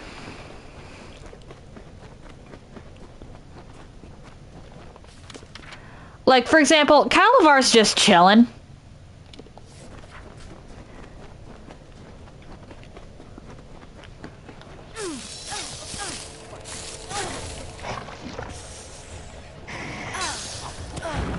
And these... I think normally enemies actually do attack NPCs.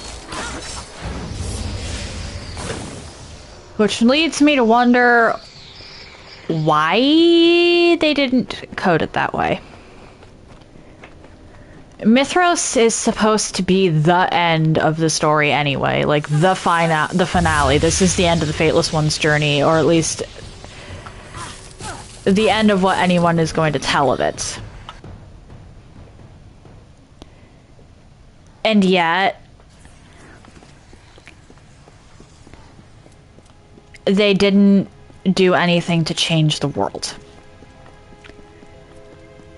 It sounds stupid, but I actually would have preferred to be locked out of some content here.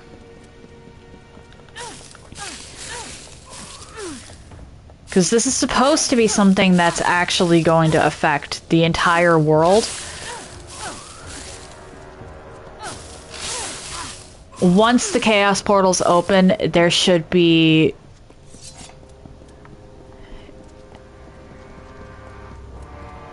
fair enough.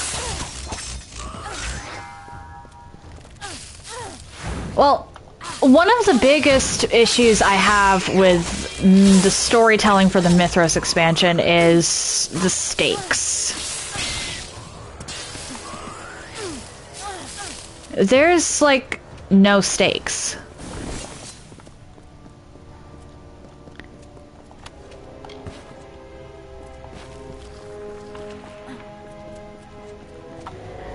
Thank you.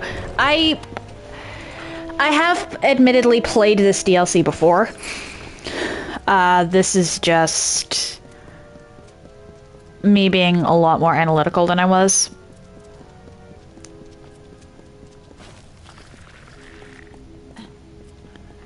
Like, I already knew that I had had some problems, but a big one is the stakes.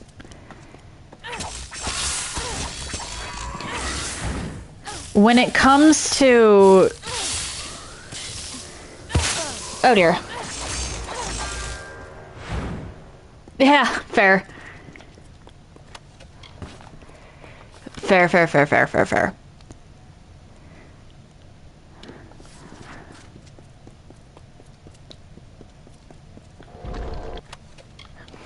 But this is supposed to be something that completely changes the world. It's threatening to unravel everything. And yet people are going about their daily lives the same as they did during the base game content.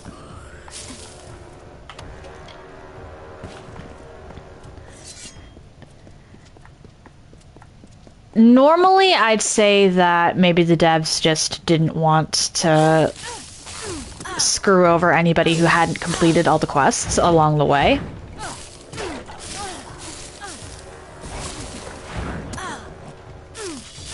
But considering some of the other methods of storytelling they've used and how very tell don't show Mithros is, I'm more inclined to think laziness. Just straight up laziness.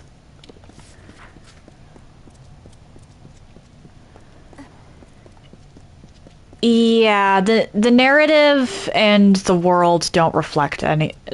The world doesn't reflect the narrative.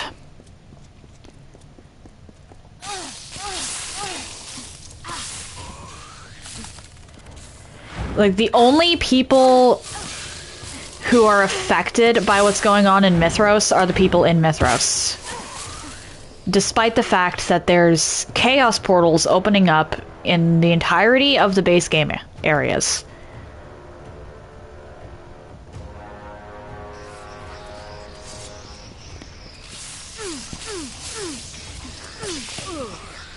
They should have brought back characters. Yeah, it feels so lazy, especially with the Tell Don't Show that's going on, because they're saying... We keep hearing that because fate is unraveling,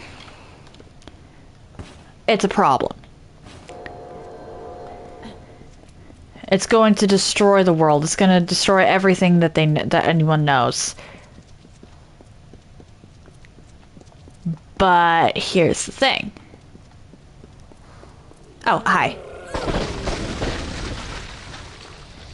The entire rest of the game was centered around the idea that things can change for the better. Oh dear. And that fate is a bad thing. That fate is a cage. And I'm actually fine with the idea that maybe the world literally can't exist without fate. That's an interesting concept to play with. But they didn't do it right. Because nothing changes, really. If they wanted to show us this destruction and chaos, they should have had it a lot more widespread. And one way to do that would be to lock us out of some things.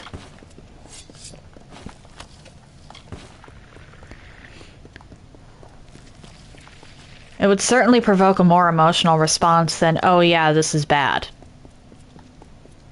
Like, okay, why is it bad? How is it bad? How is this actually going to affect us?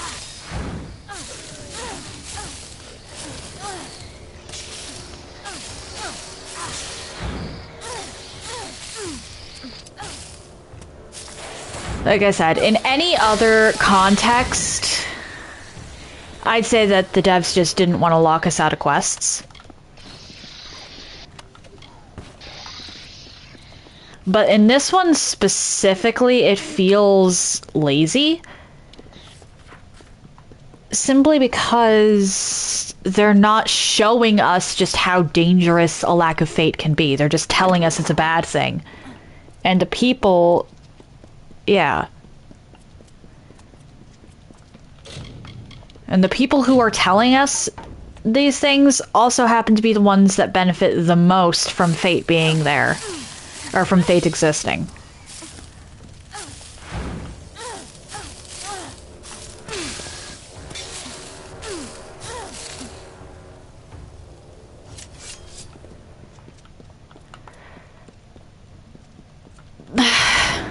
The problem is that this game actually changed dev teams.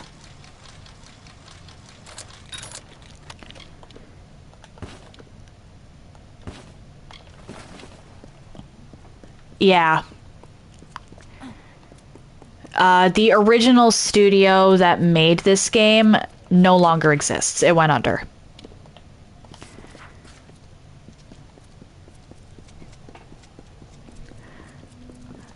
But the new people had their own vision for it. And their own vision honestly should have been a sequel as opposed to a DLC.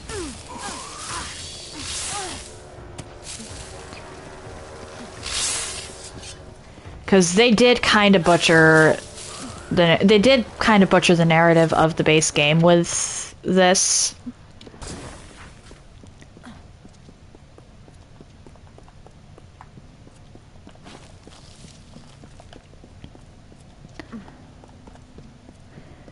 Like, the original developers had there were some issues. Yeah, they did sort of retcon stuff. They added a few bits of lore that I actually do like. I'm not going to say that they didn't.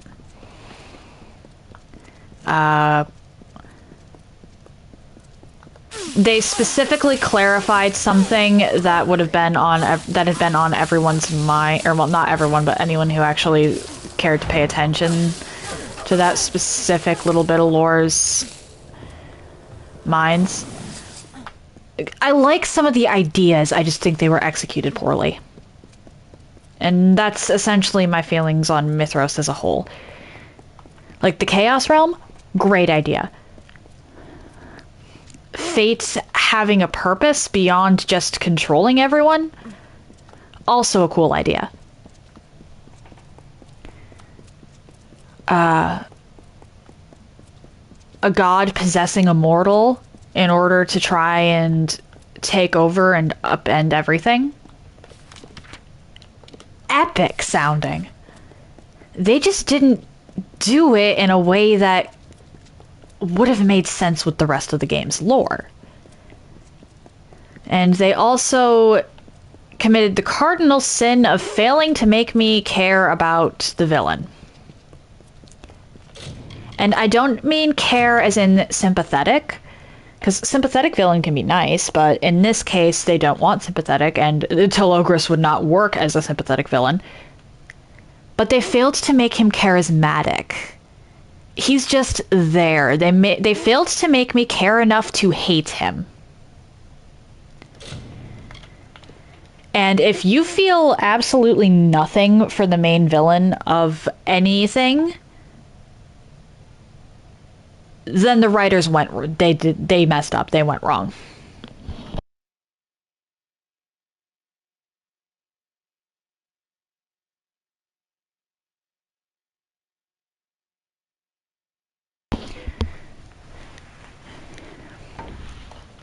I honestly think that Mithros would have served better as a sequel. Thank you. Because as a sequel, it could have been 100 to 200 years down the line, for example.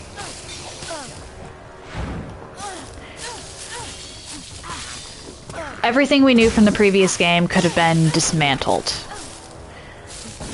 The entire world could have been thrown into chaos. Locations we loved became ruins. Like, they could have leaned into a post-apocalyptic thing because of the chaos and the lack of fate. That would be jarring, especially knowing that our character from the first game would have caused all of that. But as it is, we're not seeing the effects of it.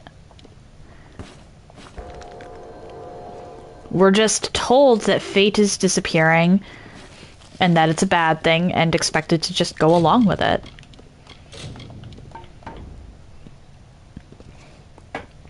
They would have had a lot more freedom to do this sort of thing with a sequel.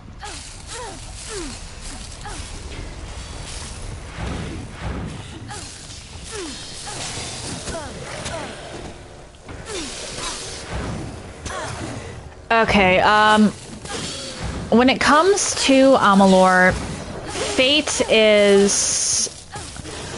well, it's destiny. It's the path that everyone and everything is supposed to take. And it's determined by Lyria. At least as far as what we know of the lore goes.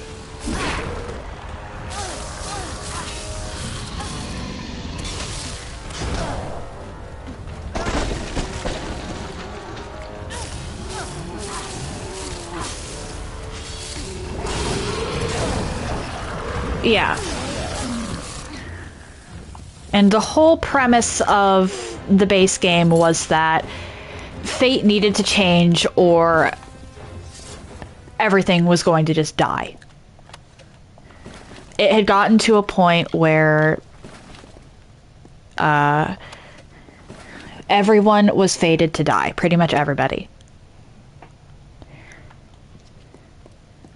So that's why we, the Fateless One, or part of why we, the Fateless One, went on the whole main quest journey into Alabastra and Bale to kill Tirnoch. Tirnoch was the source of our fate powers, and she was unraveling fate in her own image and changing it. The premise of Mithros is that, oh, by the way, fate was actually a good thing and the only thing holding out this entire world together. But they don't show it. Yeah, it really should have been its own game, not a DLC. I love the ideas. Like, some of these concepts are actually top tier.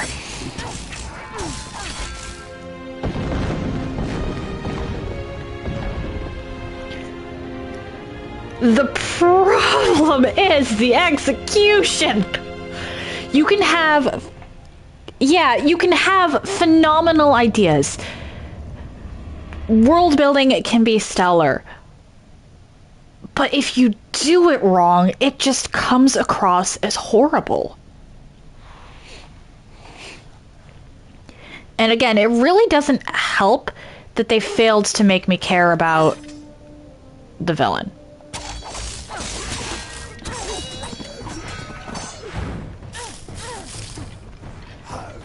Yeah, there's a lot of things that suffer from execution, despite having really good concepts.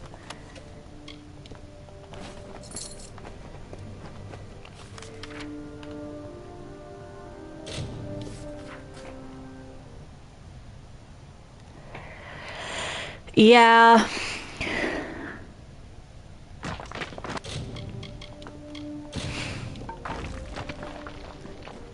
That is actually a big deal.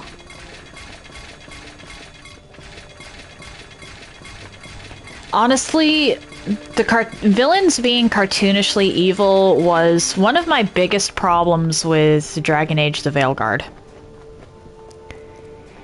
It all somehow came back. Like, every single problem in the game somehow came back to its main villains. Oh, I had a lot of them too, but I was willing to overlook... I was willing to overlook the dialogue. I was willing to overlook the fact that the gameplay was pretty stale. And I was willing to overlook a few of the plot holes and retcons.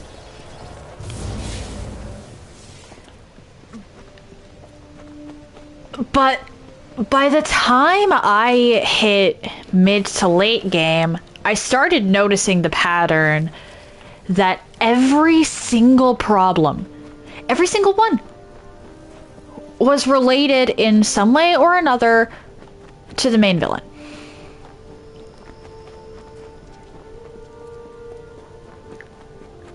Which, okay, to be fair, it was a world-ending, potentially, event. Surely there's going to be some sort of overlap there.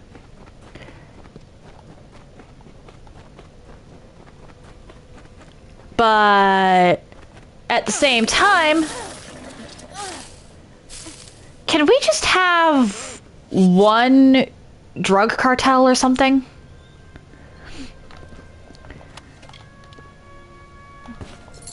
Just one low-stakes quest that doesn't tie in and make the big bad look just the center of everything. Can we get a break? Can we please have something random? I started noticing that. And then some of the retcons just got more and more ridiculous. A lot of people had problems with Tosh's dialogue, but my biggest problem with Tosh was actually the fact that their mother... Or well, was the fact that they chose Kunari to do this with, or to do that storyline with. It would have made more sense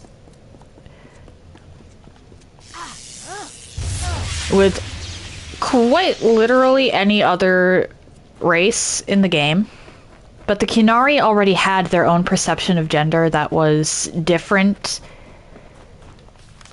Like, very different from that of the rest of Thetis.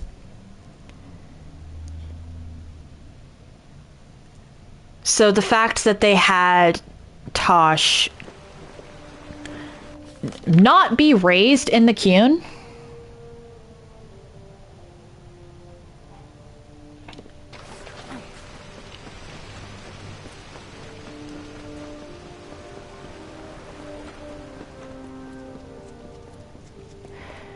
yeah, fair enough.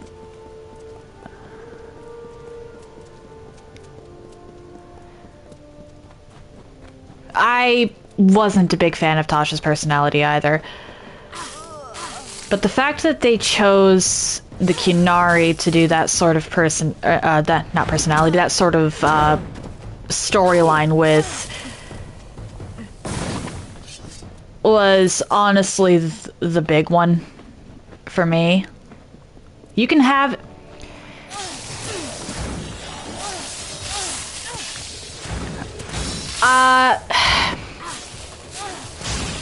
no group of people is immune to criticism. No group of people is free of assholes.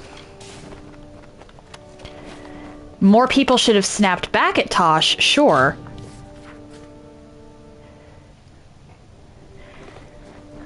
But I actually don't mind having an insufferable representation of the LGBTQ plus community. Because some of us are insufferable.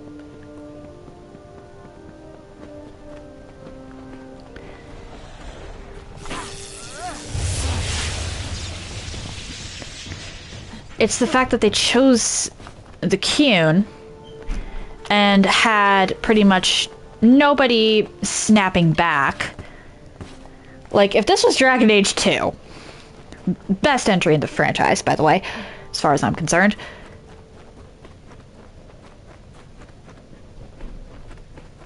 somebody would have made damn sure that that attitude was squashed.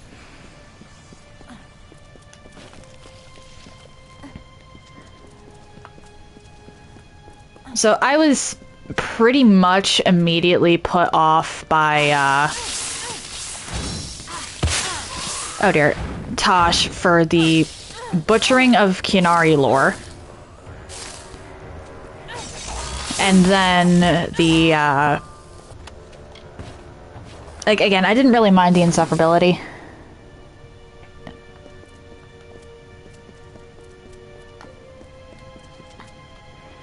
Though they definitely should have been called out on some of their bullshit.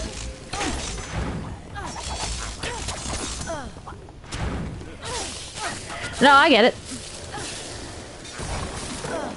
Like, I can understand Balara bending over backwards. Balara was an absolute sweetie.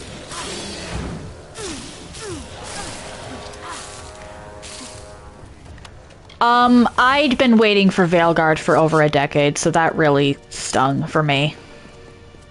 Or, well, maybe not over a decade. I'd been waiting for Veilguard for a while, because I'd played all 3 of the previous entries. And I will admit that nostalgia is part of why I was willing to give it as much of a chance as I did.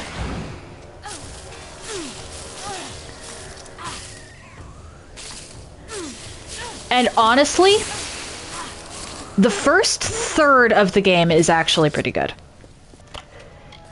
If you ignore some of the early plot holes, the first third is actually pretty good. It starts going downhill, really, around the time you recruit Emmerich and Tosh. That's when it really starts getting noticeable. I actually deleted my first playthrough off of YouTube, which I kind of regret because I don't have that footage anymore to reference.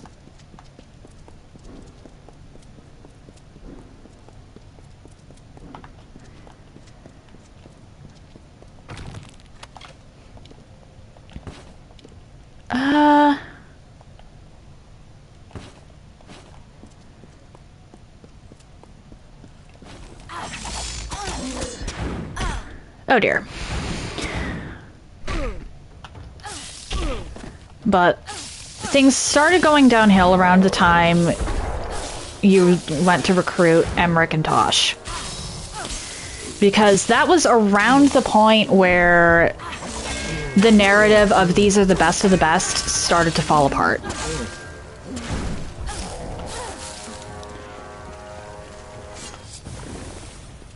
Because it was, oh yes, these are the best of the best. And then it almost immediately pivots into everybody needs to get their shit together. Pick one. Like, genuinely pick one.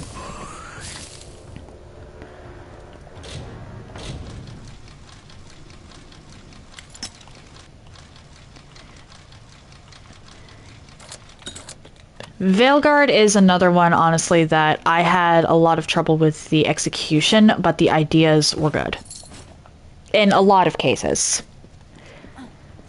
I'm not talking about the butchering of the lore here. The butchering of the lore was really bad. There are ways they could have done some of those ideas while still keeping the lore of the Dragon Age series intact.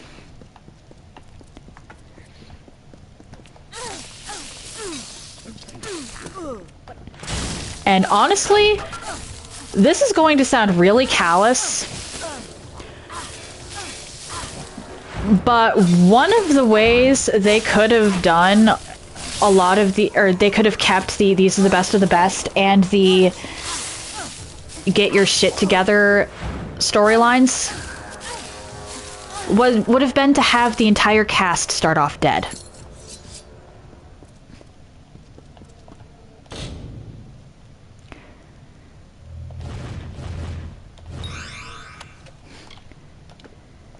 Think about it.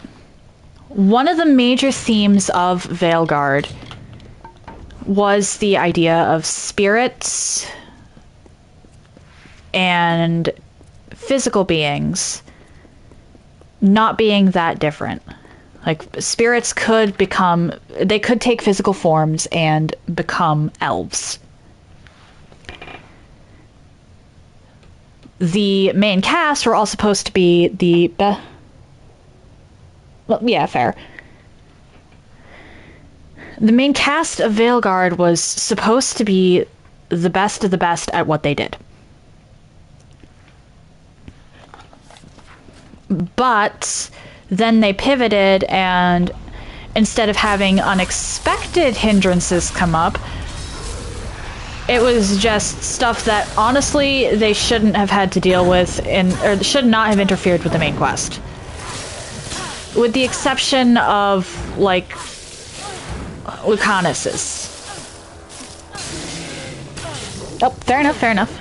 We'll continue this discussion after then.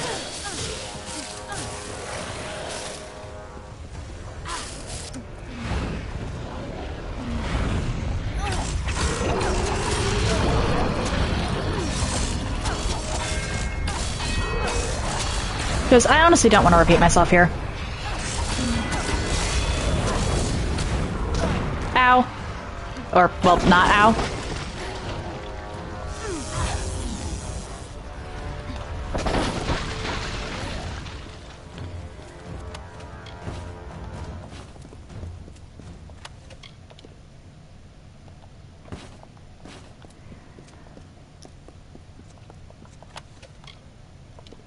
Didn't I already have one of these?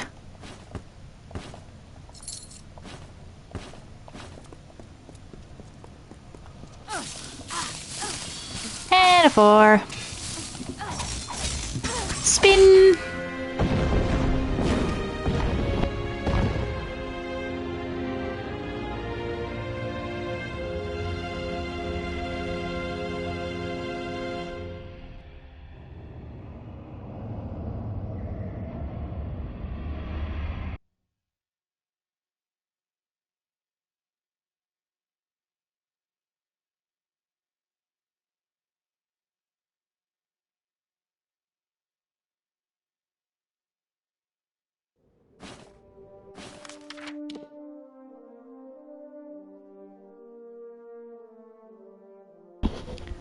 Okay, let's head over...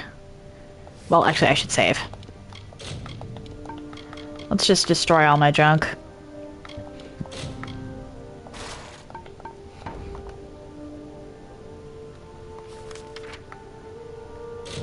Back up here.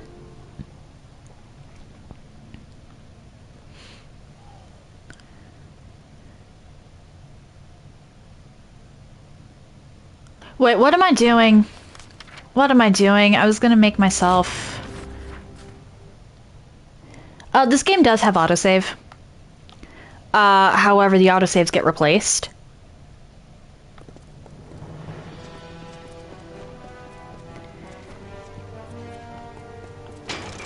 You can't really track when an autosave is, like you can a manual. What am I doing? Greetings, hero. Can I use the altar, please? Thank you. We're just gonna spam click through all this.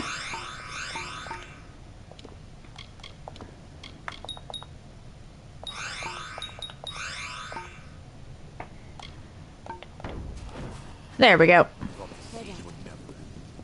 And I'm gonna get like a 12% total. It's gloves that I need to make, right? Yes.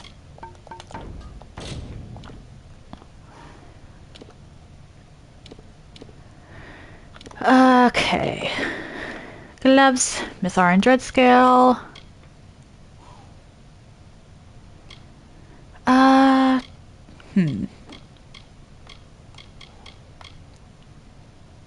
I'm gonna be using ice literally the rest of this, so there's no point in not having that grip. 20% elemental resistance.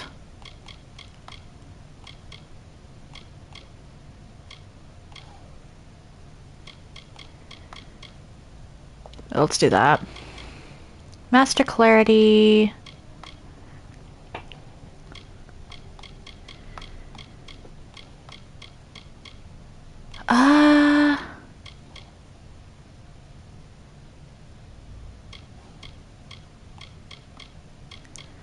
I mean, the fire is still useful, it's just not the most useful.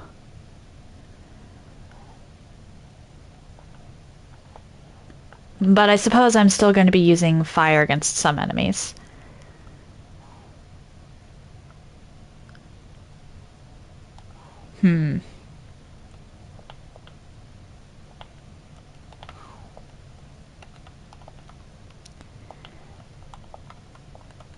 Not one of my more creative ones, but...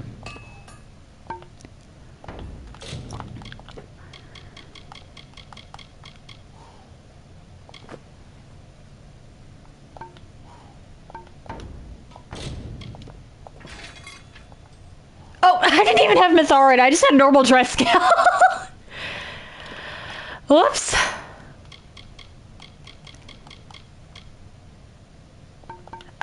I'm just gonna hold off on that because I'm not sure if I can even get a Mythorin one there. Oh, welcome back, Mancozy.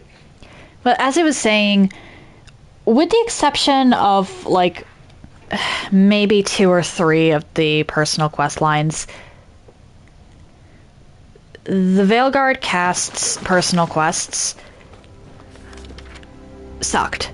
They should not have been dealt with at that particular moment in time. They made no sense.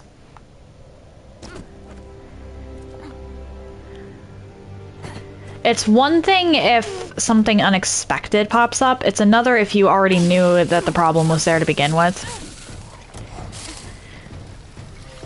Like, for example, Lucanus's did kind of make sense, considering the fact that someone would have had to have sold him out in order for him to have been put in prison in the first place. Belara's actually sort of made sense. And then we have Nev's. And Tasha's. And as much, or as adorable as the Griffin was a plot hole. A huge plot hole, and I called it an adorable little plot hole the entire game. Like, I don't think I ever actually used the Griffin's name. I don't remember the Griffin's name. I just called it the adorable little plot hole.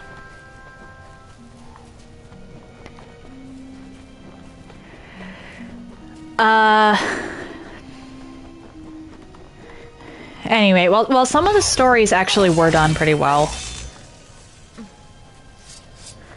They should have been... or most of them should have been different.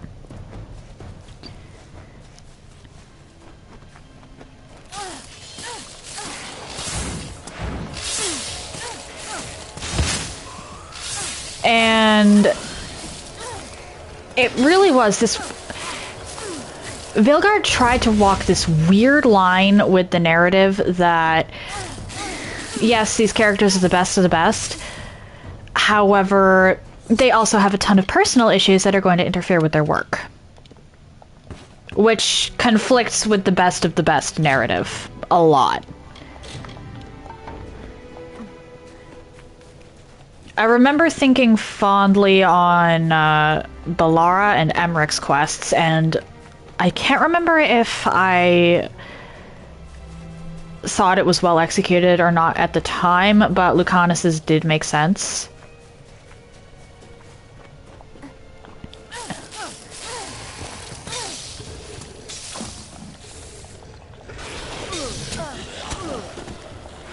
What, even if a game really pisses me off, I'm still going to point out the things I liked about it.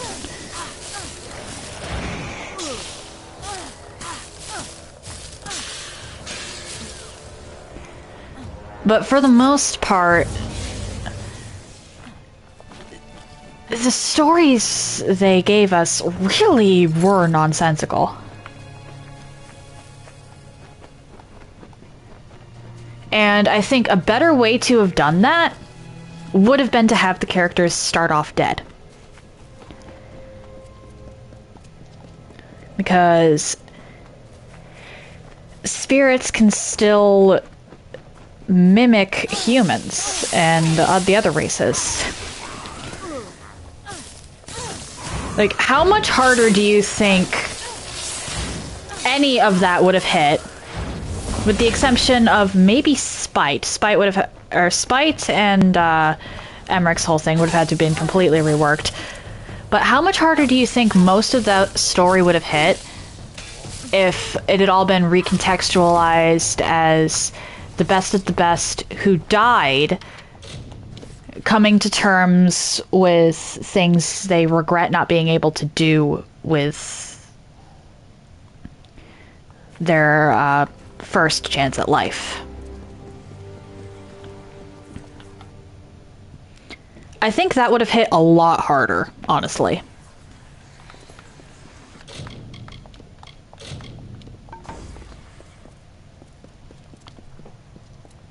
Yeah, it makes a lot more sense in the context. And depending on the character, they could have also done the slow realization that no, they're not the original version of themselves.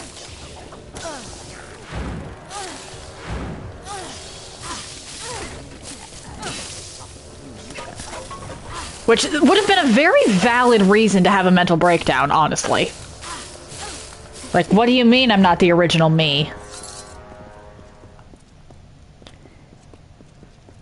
The fact that they didn't do that, or anything like that, is disappointing. Because that would have been a really dark, but really interesting way to take the story.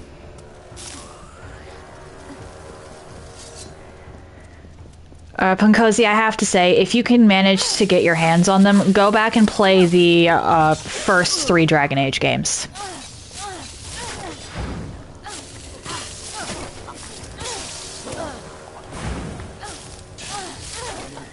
Just because Veilguard sucks doesn't mean that the original trilogy sucked.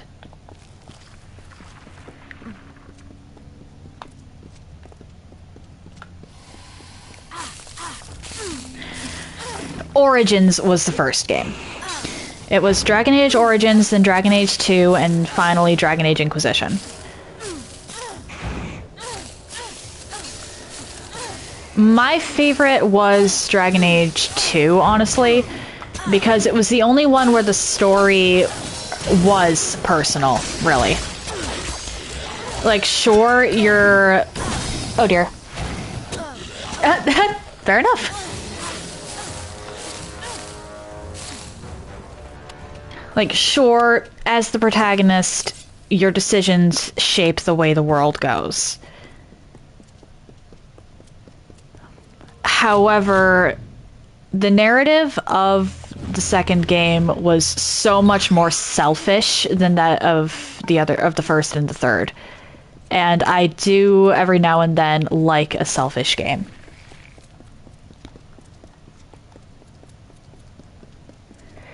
Because with the first one, you're a Grey Warden. Your whole purpose is to keep order versus the rather terrifying insurgents of the Darkspawn. In the third, you're the Inquisitor. As the Inquisitor, you have a duty to restore order to the fractured world of Thedas. And then there's Dragon Age 2, where you are quite literally a refugee just trying to survive. And you wind up stumbling into into politics and high society, mostly on accident. And there's just something charming about that story to me. Especially because it does give more room for the characters themselves to have been more selfish.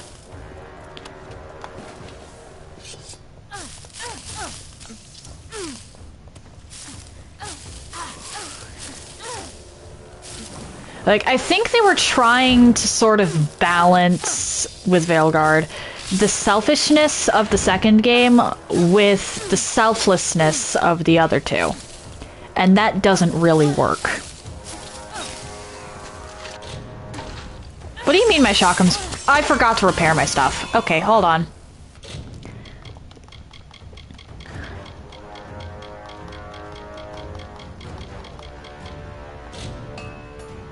Like, pick a... Like, have your character be a reluctant protagonist, or have them be a selfless hero. Yeah. Don't try to do both.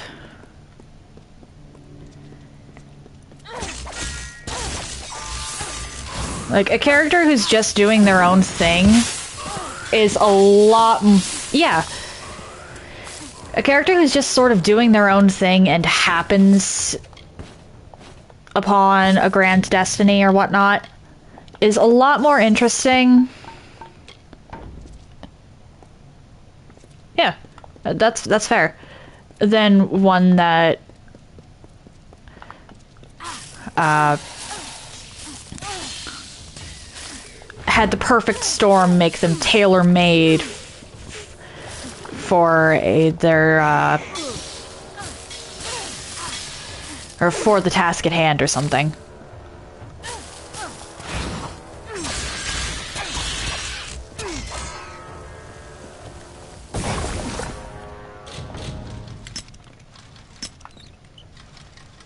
Yeah, I'll just outright say it. Hawk was a much more interesting protagonist to me than the Warden or the Inquisitor. And Rook honestly had potential, like a lot of potential.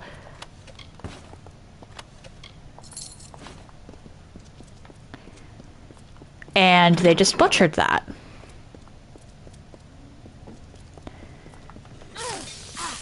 They essentially made Rook matter as a plot device, but not matter as a character. I don't know how they managed that, really.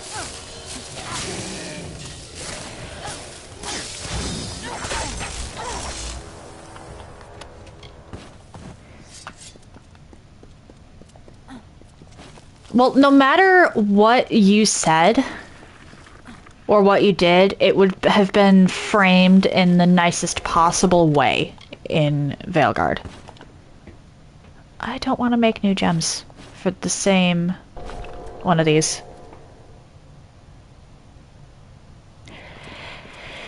Yeah, like, they didn't really matter, and any bit of backstory we got for Rook was quite literally just Easter eggs or flavor text. Like, all the personality, all the dialogue, all the backstory was essentially just flavor. It didn't really do much in the way of change anything, and we didn't really get much in the way of choices. With the exception of one choice that we really shouldn't have been allowed to make. Like, why are we deciding who the next leader of Tevinter is? We never met the guy.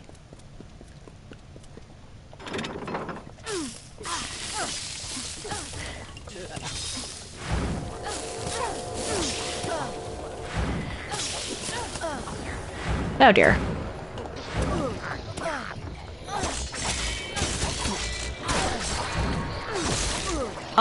Again, it would have made a lot more sense if Rook 2 had started off dead. Or maybe we got to play as Rook throughout that first section, and then after the blast, we switched to a spirit impersonating Rook.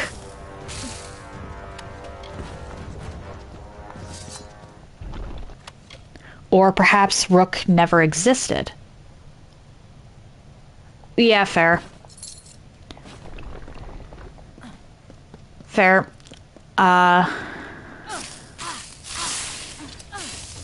Granted, you only get to choose who the next Archon of Tevinter is under some very specific circumstances, but that's still a choice you got that you shouldn't have.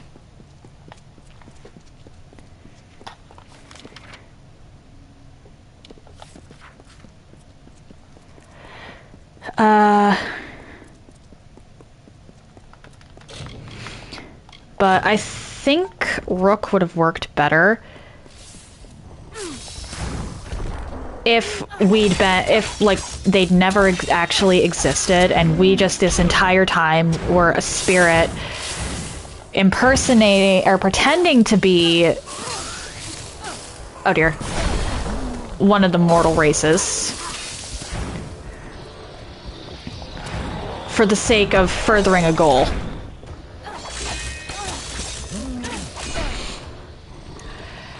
Yep. I can sort of... There is...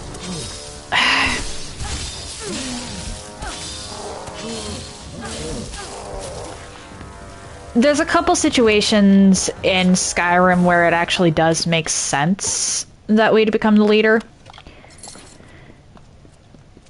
For example, we were the only ones really that made it all the way to the end of Ysgramor's tomb and helped to fulfill Kodlak's last wish.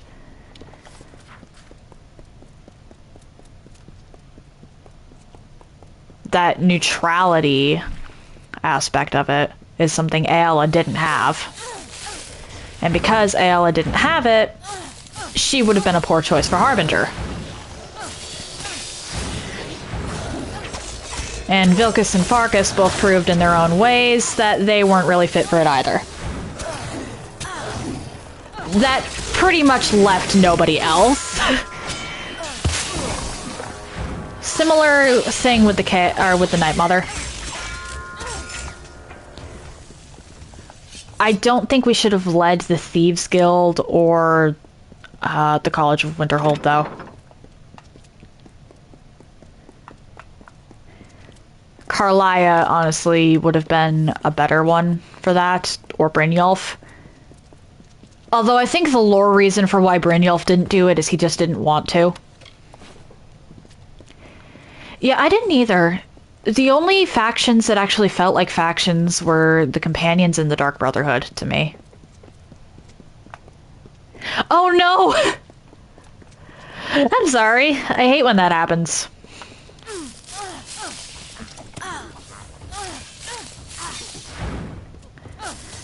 But anyway, if I were to rewrite Veilguard, I think one of the things I would change is instead of having the game start with Solas's ritual,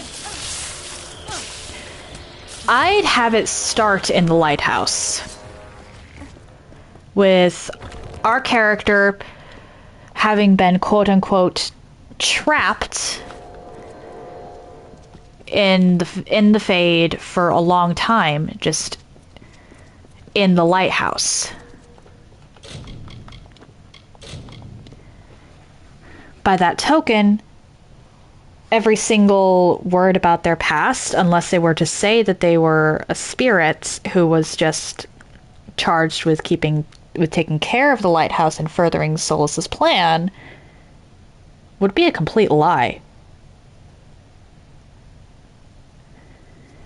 Like, starting off with that deception aspect, I think would have been...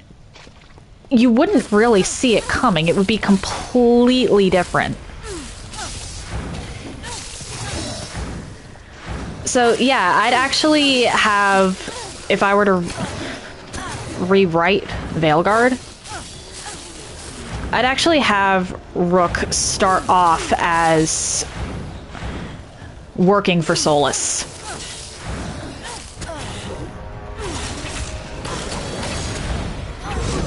Oh dear.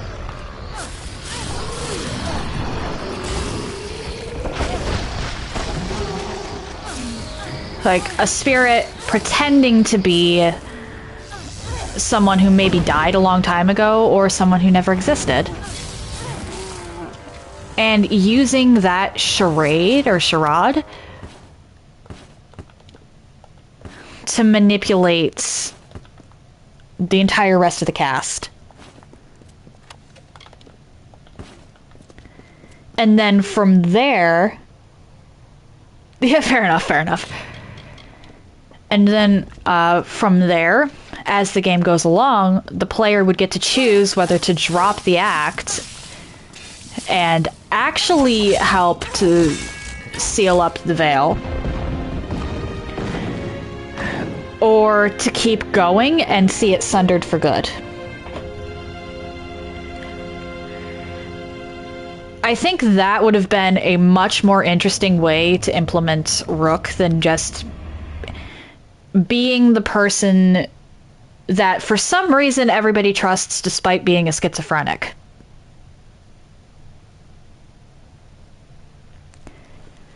I may or may not have screamed bullshit over and over again at the fact that they let the schizophrenic lead the team.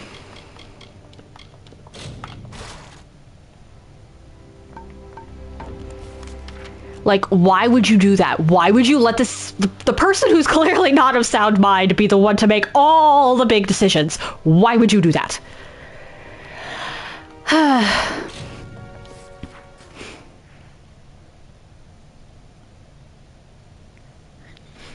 But yeah, essentially, I think that the entirety of Veilguard's plot would have worked a lot better if the main cast started off dead.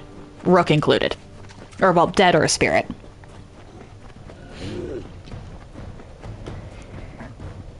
It honestly would have made... Oh dear. If the team had to have a leader,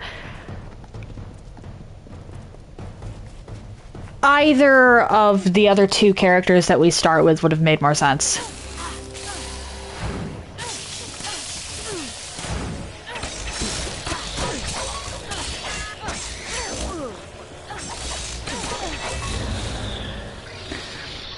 Like, maybe kill off one of the... If, like, you have to have the player character be the leader at some point or another,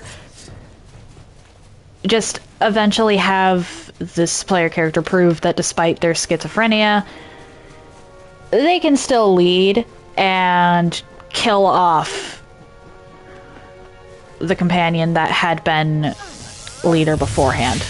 Or have them step down.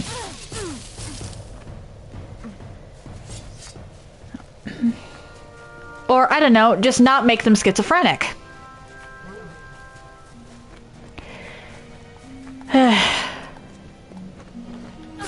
Like I said, I was actually pretty fine with the first, like, third of Veilguard. And then it really started to go downhill, and it went downhill fast.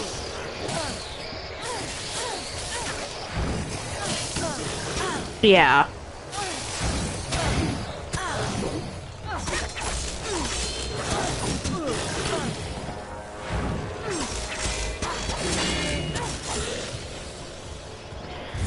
This actually... They framed it as manipulation. Like, the player character was being manipulated. Which, fine, but there's other ways to do that without making it very clear that they've been talking to just themselves this entire time and nobody ever called them out on it. Or again, if you do want to have a schizophrenic protagonist, have them called out on it!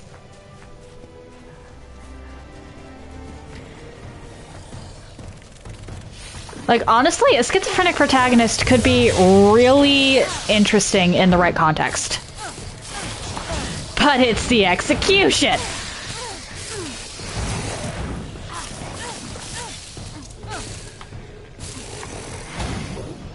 Yeah. If they wanted to go the schizophrenia route, honestly, having the entire... If they wanted to have the manipulation in the schizophrenic way route, it would have made more sense to have the entire cast be able to see he who was not actually there. Oh, fair enough, fair enough, fair enough. Do what you have to.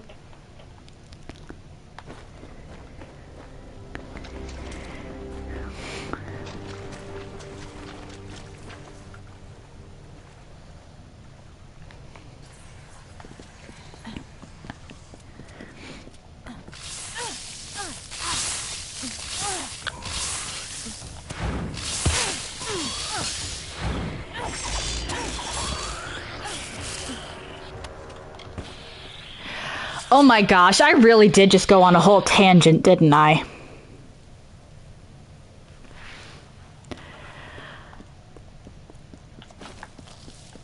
I really did just completely go on a whole tangent.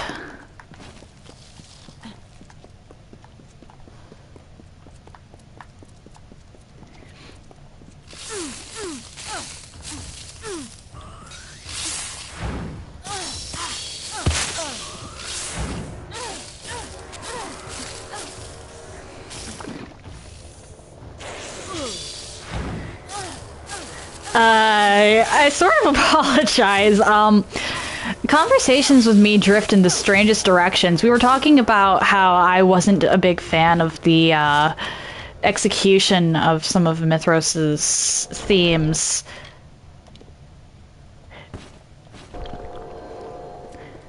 And then just sort of pivoted into talking about Skyrim factions and where they went wrong with Dragon Age Veilguard. And that's not even the first time I've done that this week. Like, maybe not that specific thing, but that sort of tangent. Conversations with me take, interesting turns.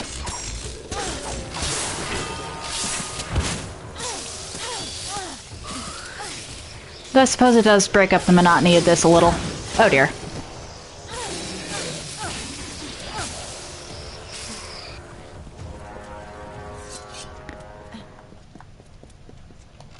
Loot.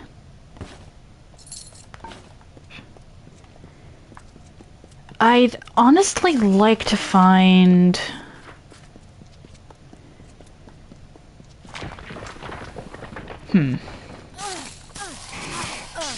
Oh dear.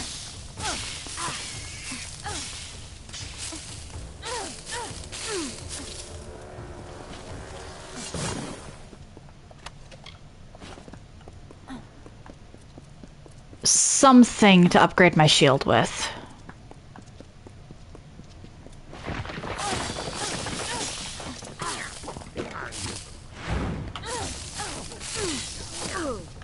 Hey, now. Because I can't remember if I have, or if I've found any Mitharan Platinum talismans or whatnot. Or if it's just specifically legendary talismans and stuff, or unique talismans and whatnot.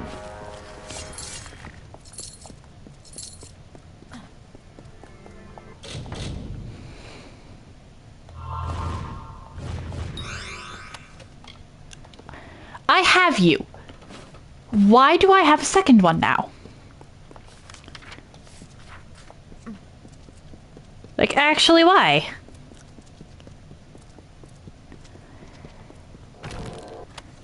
Alright, collect that.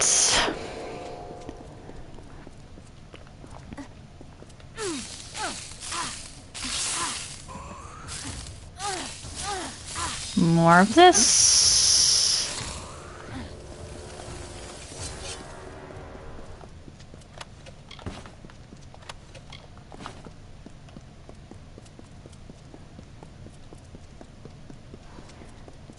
This was a quick one.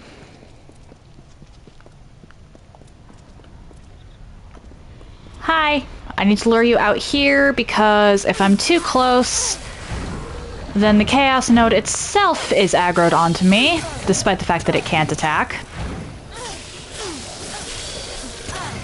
Hey.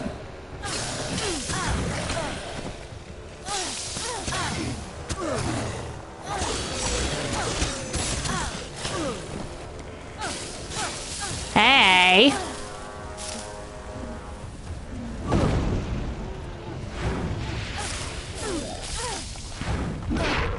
Ow.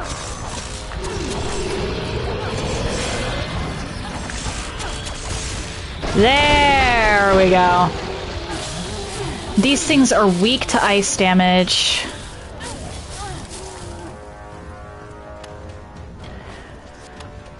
Which is why I'm probably going to be using ice for, like, the rest of the game. Why do I have another one of these again?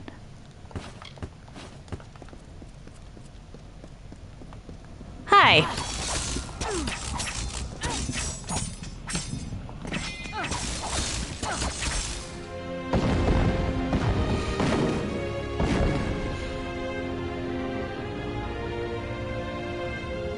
Alright, as soon as this loads, I'm going to pause and go use the bathroom, actually. Because I need to use the bathroom. Probably get a drink. Well, I'm about to be gone for a little bit because I need the bathroom, Punkozy. I will keep that in mind, though.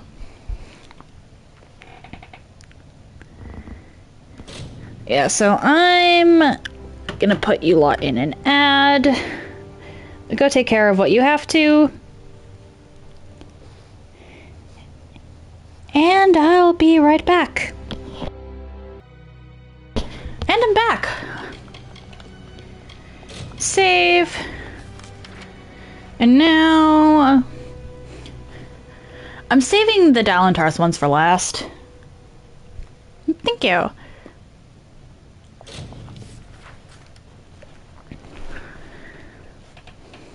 But I'm gonna do the rest of the Arathel ones. Then Alabastra. Did I seriously fast travel before it? Okay. Okay. Only 2 portals for this one, huh?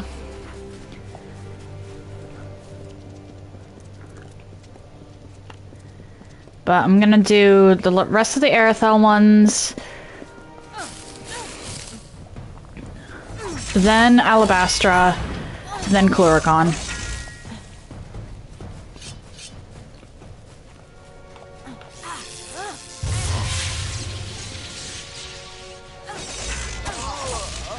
Again, I wish that the Chaos Portals actually did something to the environment. Because these bandits should not be so calm and so willing to rob. With literal Niskaru pouring out of these portals.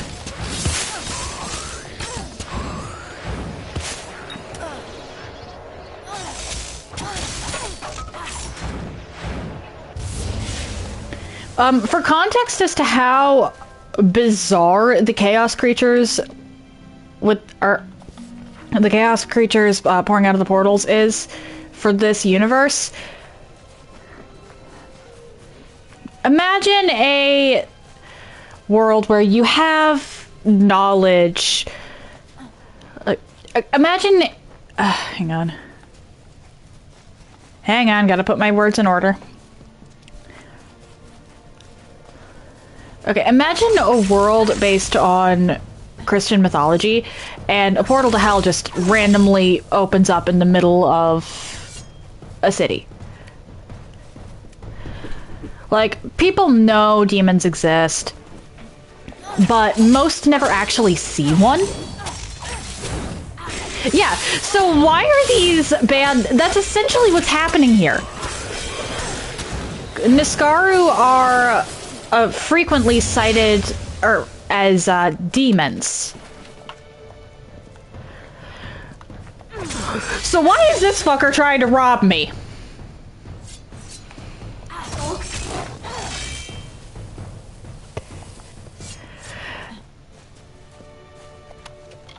Yeah,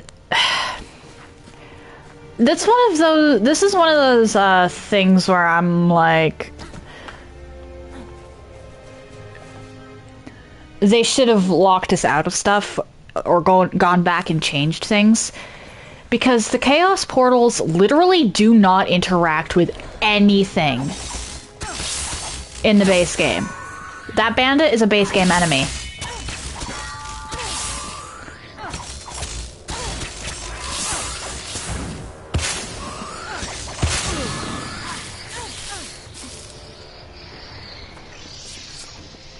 And the NPC AI in the base game at least has the excuse of being released the same year as Skyrim. The AI in the Mithras expansion does not have that excuse.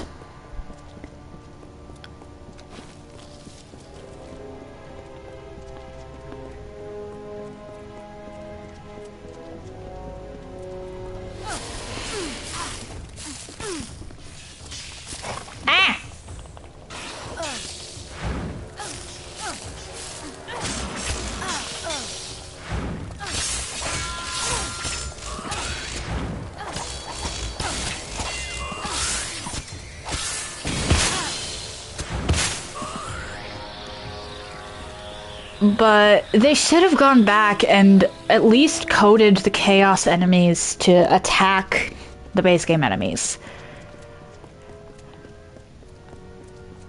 There's actually a bunch of cases where that would make them a lot more threatening, because especially in the early areas, we would see a ton of corpses just strewn about.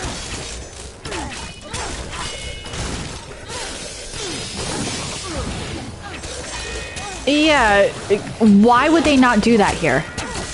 It makes absolutely no sense, especially when we see the Chaos Niskaru attacking other Chaos creatures.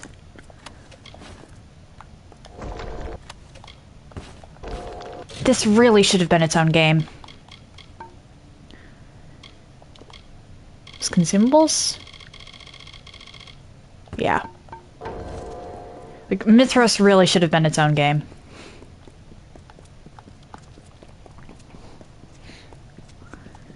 Like, instead of making it Kingdoms of Amalur Re-Reckoning Fatesworn, it should have been Kingdoms of Amalur Fatesworn. And have a whole separate protagonist. Maybe with a similar ability that the Fateless one has. But someone completely new and completely different.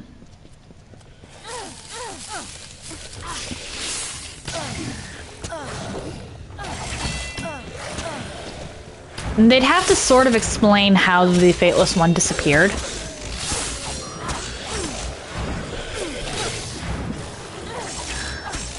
Or give us a way to bring our Fateless one into the sequel.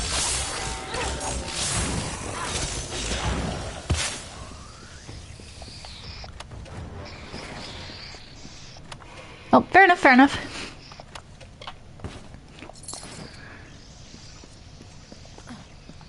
But it would have made so much more sense.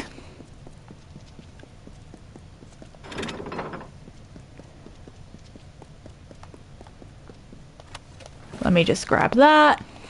And this. ER mine too. Honestly, at the very least, I want to get these two and the Alabastra ones done.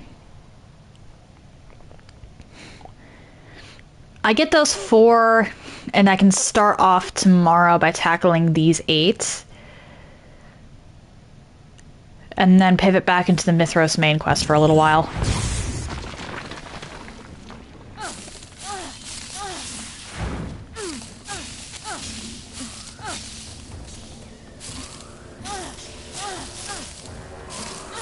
Whee!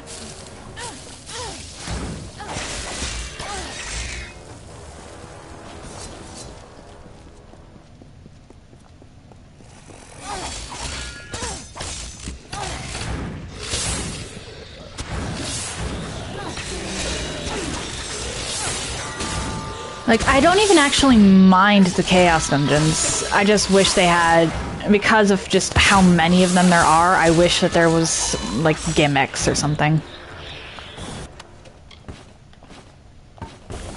As much as I complain about the Chalice Dungeons in Bloodborne, when I'm not co-oping in them, at least once you start getting into the deeper ones there, they have gimmicks. You've got the Defiled ones. I've never actually been in a Defiled Chalice, but I know that the Defiled Chalices exist. Wait, not true, not true, not true. I have been in the Infamous dungeon.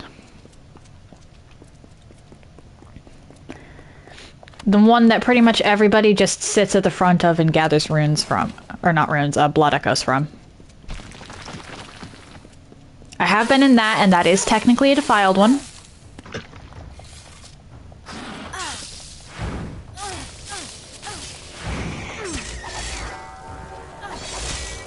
However, I'm not sure if I should really count that,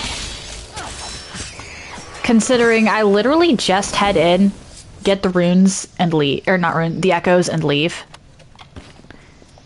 Why do I keep saying runes?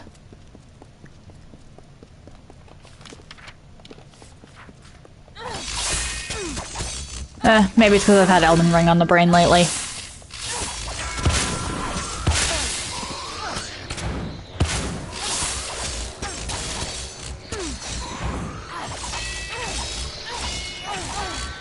Oh!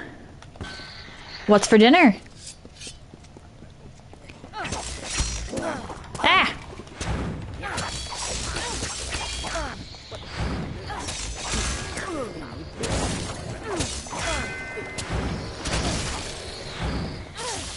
Hey, now.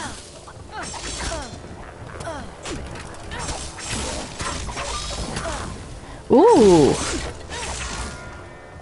What kind of burger? Or do you, like, not have any idea on that one? Minced with onions. Nice. Nice. Yeah, when I make burgers, I essentially make them like meatloaves. That chest is not worth going all the way back for. Like, I add egg, I add breadcrumbs, I add onion, some milk. Garlic is good. Ah! Suddenly troll.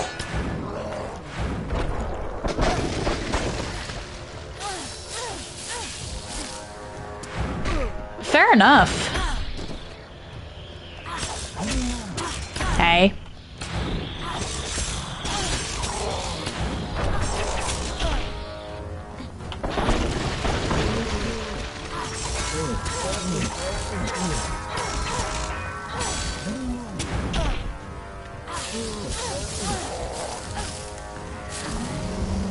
Oh, I also make sure that there's a little bit of cheese mixed in, usually, along with some mustard. If people want, they can put more mustard on top, but I wouldn't exactly recommend it.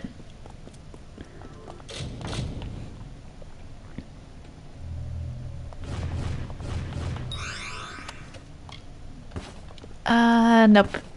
And I'll be taking those. I see, that's fair. That's fair, honestly.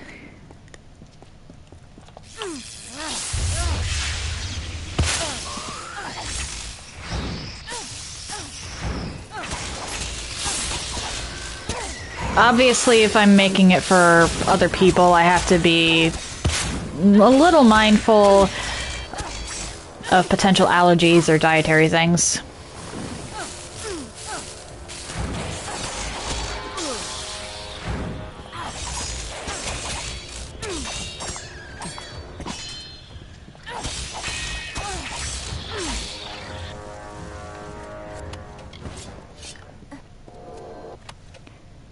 Talisman of Chaos, huh?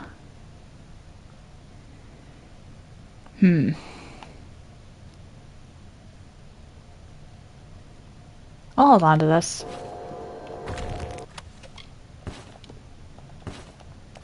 And actually consider... Hold on.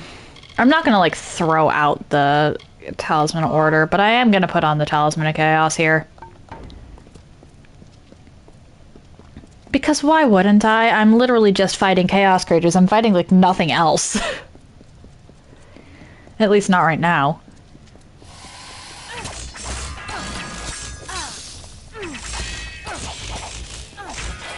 Attack has a bit of a bite to it.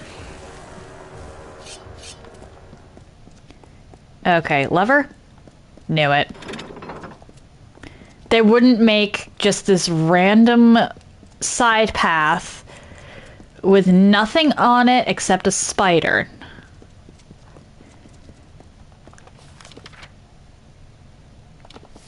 Well, I mean, they could have. They could have, but I highly doubt that they're willing to put that much extra effort into this. I don't really want to fight y'all.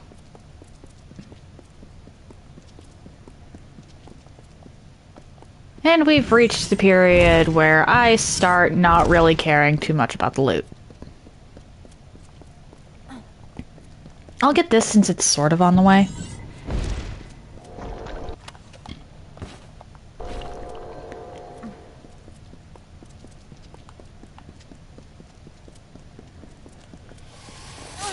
Hi.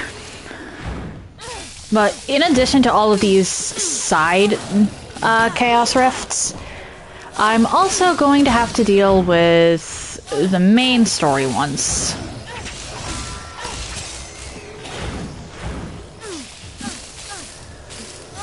Which is why I'm gonna make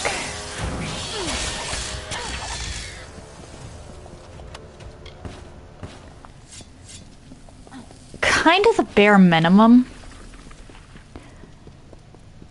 I'm collecting all of the chaos nodes and whatnot.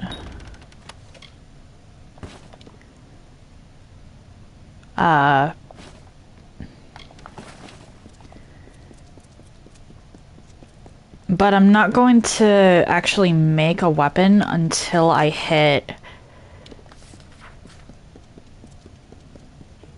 Well, I'll make a weapon after I complete all of the optional ones.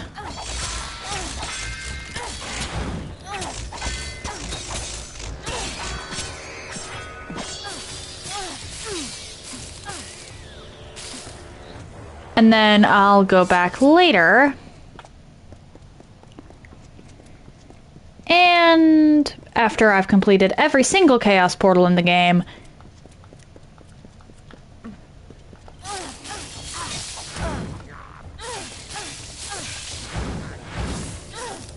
I'll make my final set of weapons. And then, before I actually talk to Scald at that point,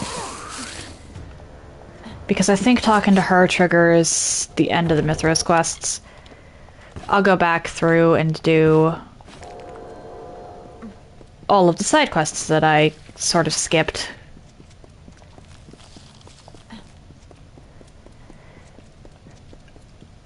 I'm hoping, not saying this is going to happen, that I'll have this run complete by Chalice Week. Oh dear. Which essentially means within this stream plus, like... Oh dear. 3 more. I'm hoping to complete Mithros within the next 3 streams. That way, after Chalice Week, I can essentially just...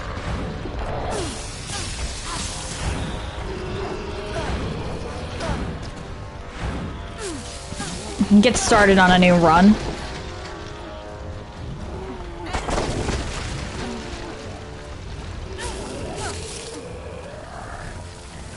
I can't actually guarantee that that's gonna happen.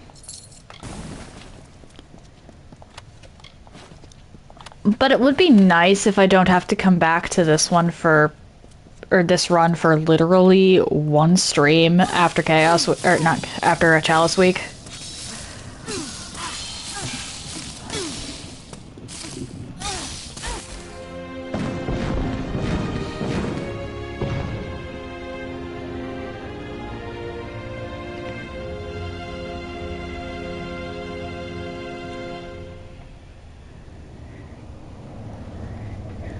Because after Chalice Week,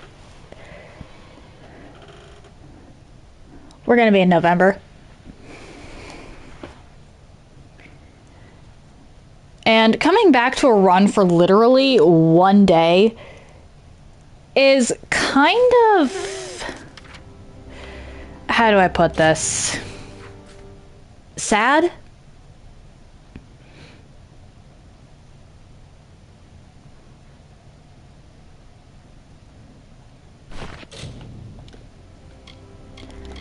Items.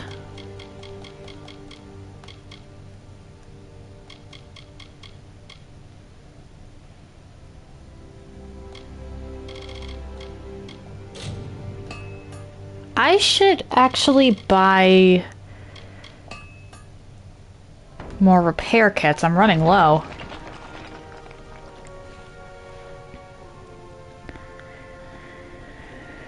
Okay.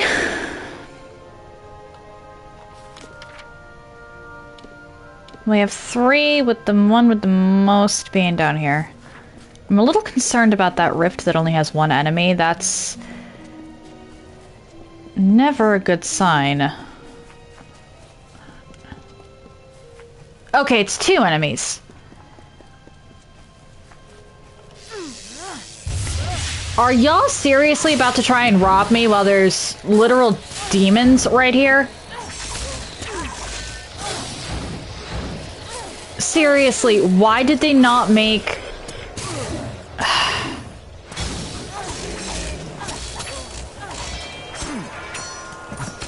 the chaos enemies interact with the normal ones?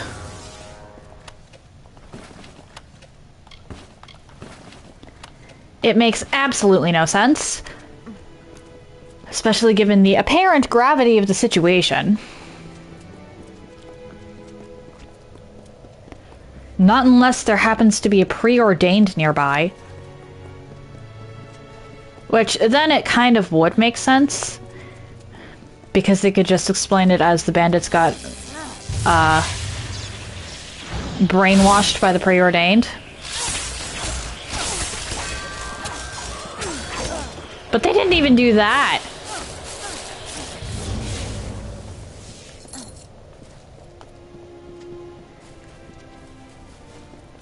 Sure, adding in 1 preordained would be the laziest way possible to go about it, but it would still make sense.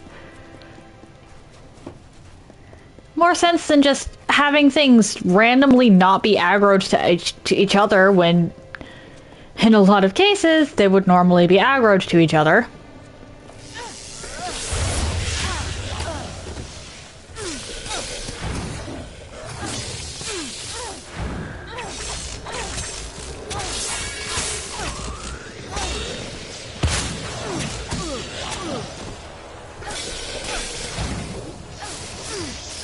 Yeah.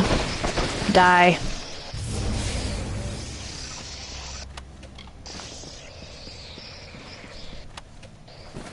Collect that. And then I can go back to the portal.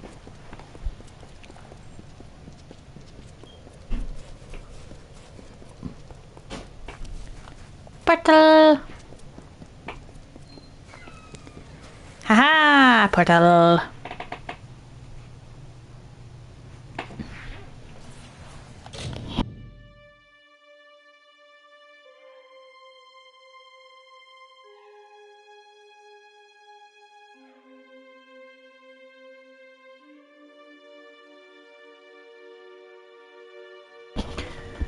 Okay, I turn around to get myself a drink, and I just see my dog curled up in the corner on the couch, cuddling one of his toys. It's adorable.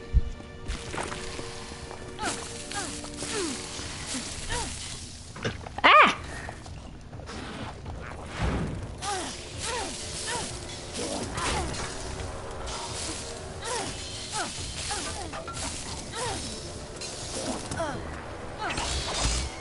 Let's just do that.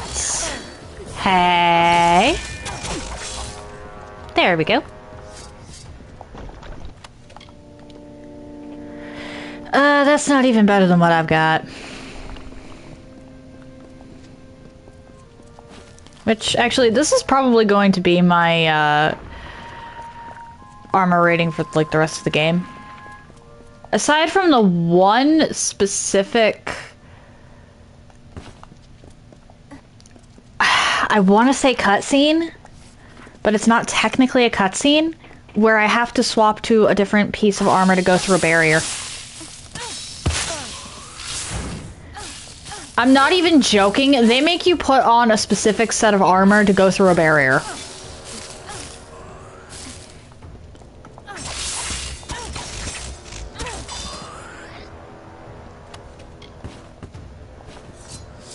It's completely and utterly pointless. Alright then.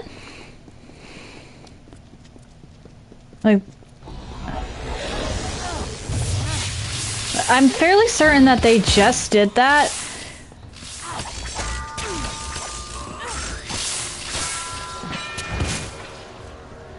to have a reason to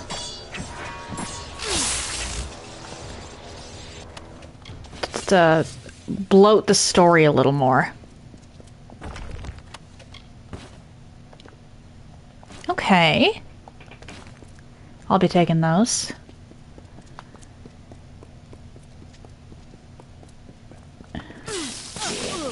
Ow.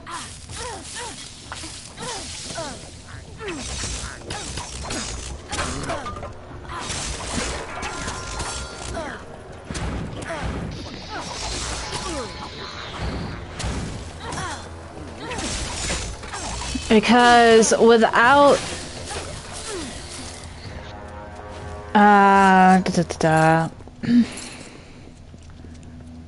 all of that,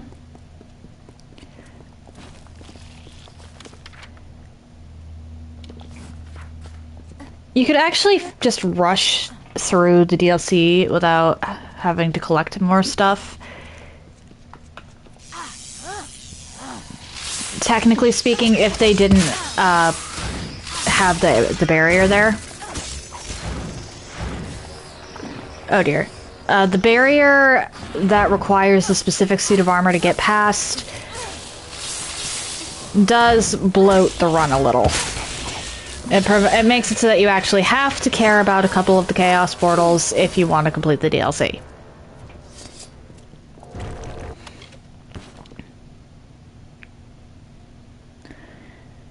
You are not as good as anything else I have.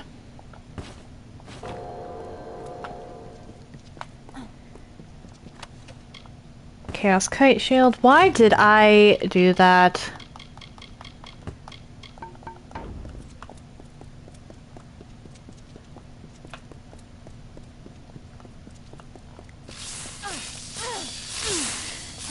I have yet to find a lever, which means that the lever is past the door and I circle back around to it. Yeah, I'm probably going to call it after I do these two. I'm thinking I'm going to finish this portal and go do these two and then kick it off with the Cluricon portals tomorrow.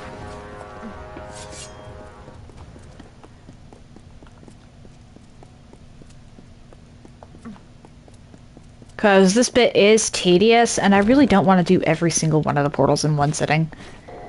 But I also know that I don't want to do 10 tomorrow. Ah! Punkosi, do what you have to. Popping in at all is actually huge, and again, thank you for the resub.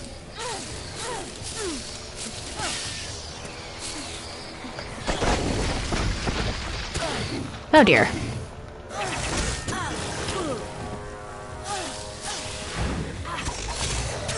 I am not the type to hold hostages. It sounds like way too much effort. So go do what you have to.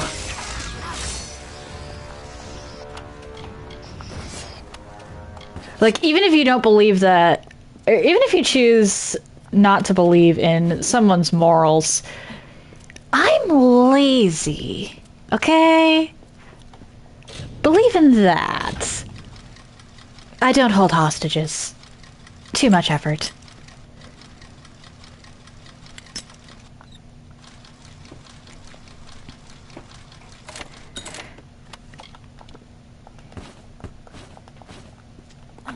Alright, over here is the liver.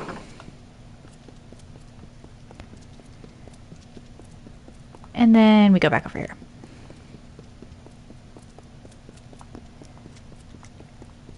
Troll? Troll.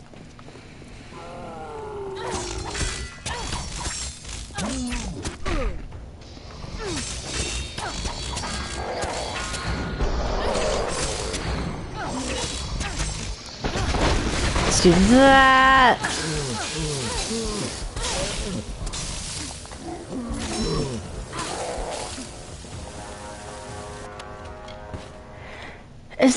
That is still not better than what I have. I mean, technically it gives me a bigger damage boost than Peacemaker, but I need the defensive utility.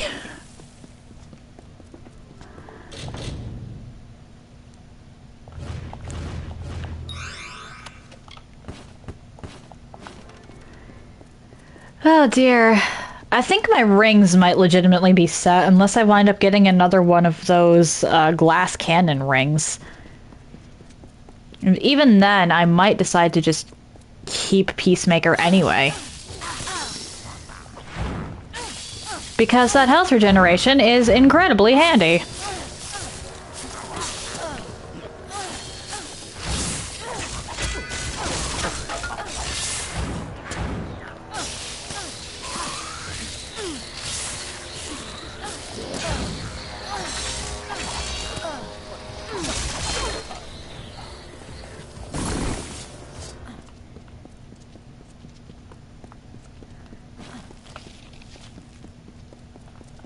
Alright.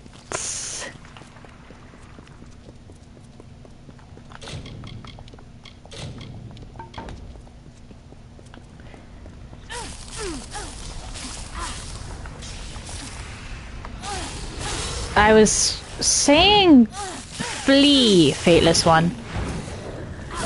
Oh dear. Of course, fleeing doesn't really prevent much.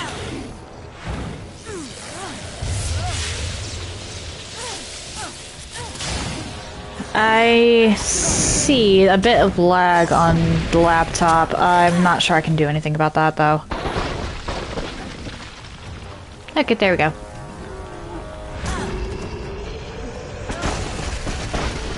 Chest bump of doom, got it.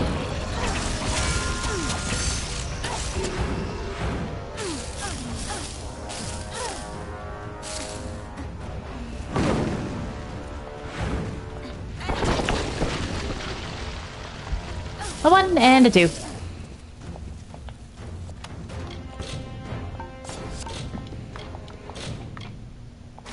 $76 items. Oh dear. Yeah, it's very easy to just kind of get going once you start on this grind. What?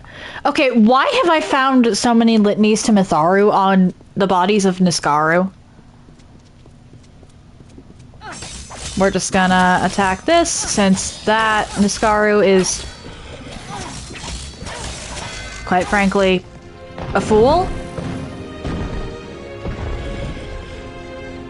I mean, if you're not gonna defend your post, I'm just going to destroy it.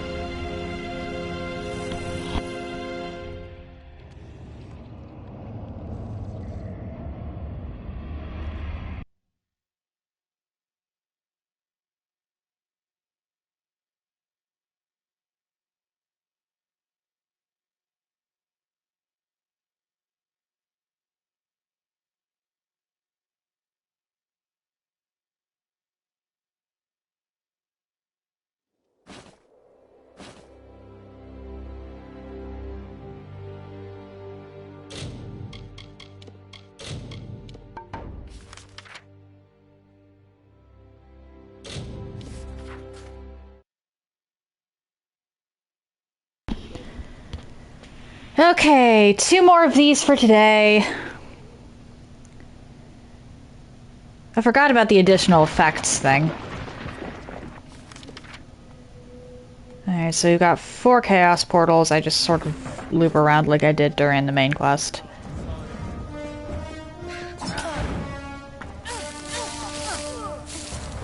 Tyrnok's not alive to desire that.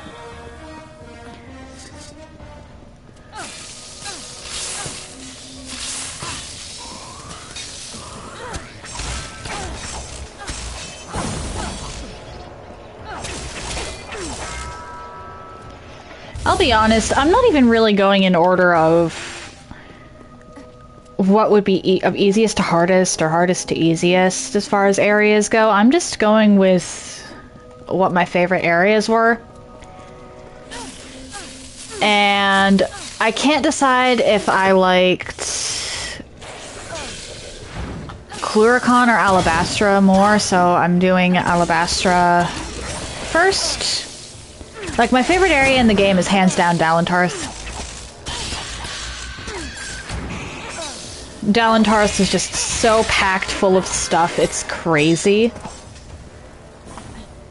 And it all felt coherent in its own way. But I do like Cluricon and Alabastra as well.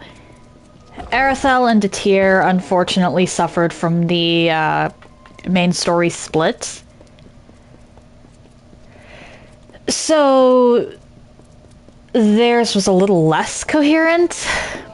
Or, well, their stories were a little less coherent.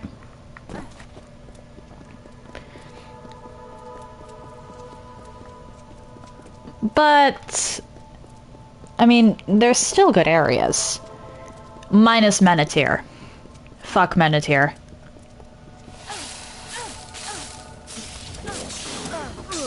Hey.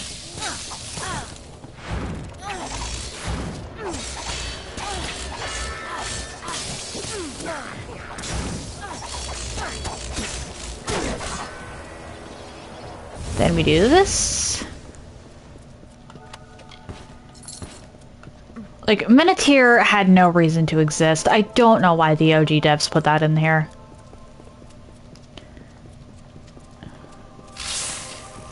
Like, the only thing Menethir really did was drag on. You could have very easily put the Warsworn Keep on the border between the Hollowlands and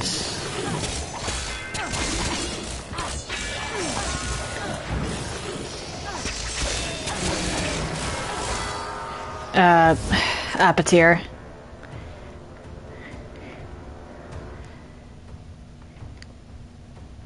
Yeah, Menethir had, like, no reason to exist. You could have very easily just stretched out Apatir and put the Ironvast Keep there. I mean, they did sort of have it exist for the sake of that Lorestone set. But honestly, that could have very easily just been a D-tier Lorestone set. Cluricon had Cluricon, and Alabastra had Alabastra. I don't think the planes of Arethel and D-tier had their own... Hang on. Wolds, Cradle of Summer, Telerain, Kandrian... Gallivore, Red Marches, also run Hollowlands, Menethir, Apatir. Yeah, no, there is no just straight up D-tier Lorestones. They could have done instead of the Carver, they could have done D-tier and just had all of it be different. Like, because Dalentarth, despite having all those different areas with all the different areas, still had a Dalentarth Lorestone set. I digress. Okay, so they're not just gonna let me walk right in. Oh, Cash, hello! How you doing?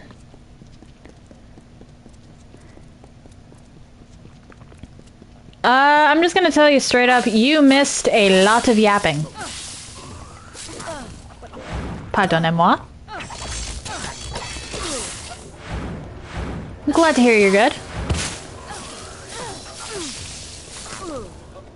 Hey now. Hey!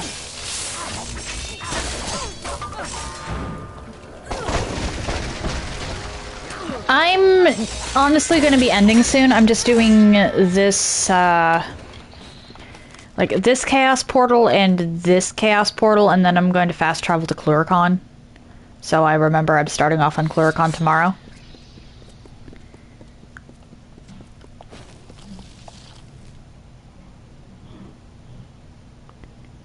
Oh no! Oh dear.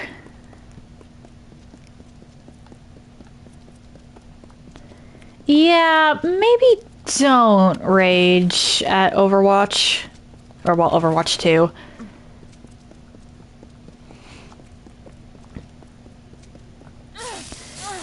Three and 4.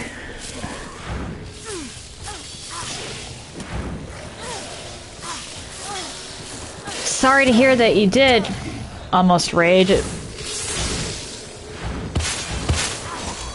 Okay, I could have sworn I heard a troll. Hold up, hold up. I could have sworn I heard a troll. Chaos critters. Boggart, boggart, boggart. Critter. Critter. Okay, so no troll over there. Niskaru, spider, Niskaru, spider. Okay.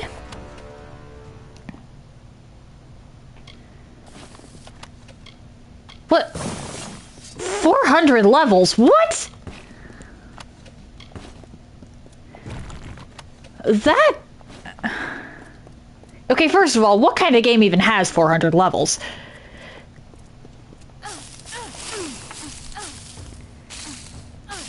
And second, why would they take him away?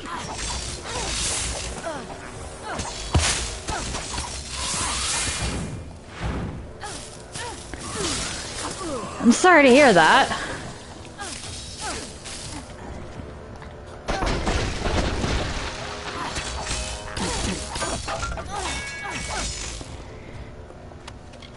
That's weird, actually, like, really weird.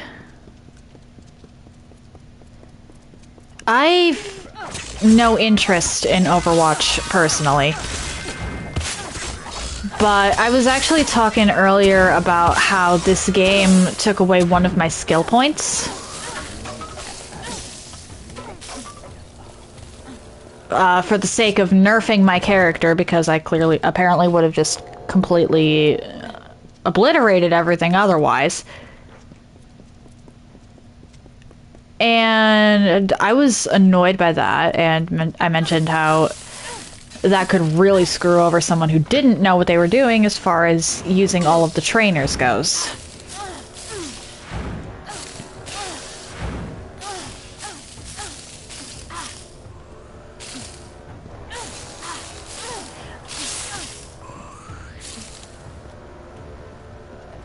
It says something particularly unkind about me that my first thought when someone says, guess what, is chicken butt.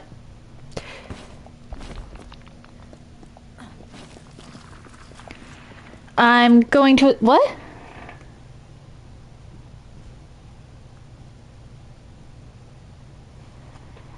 I see, I see. Cool.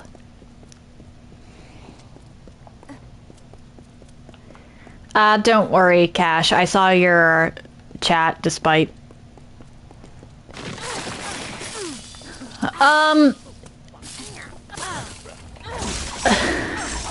Your message got deleted because of the word viewers. I noticed that a lot of the ViewBot advertisers will use that word and a few others.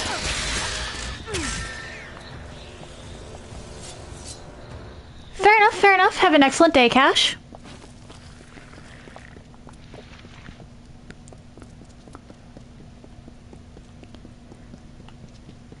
Okay, where's this lever?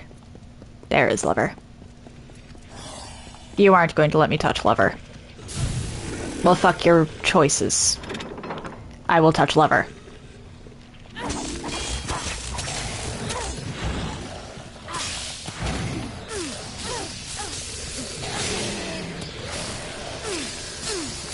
Hi, troll!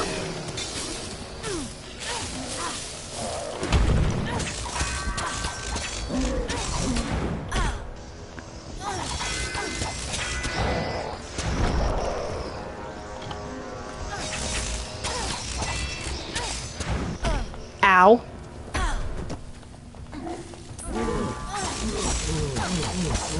Ow. Rude.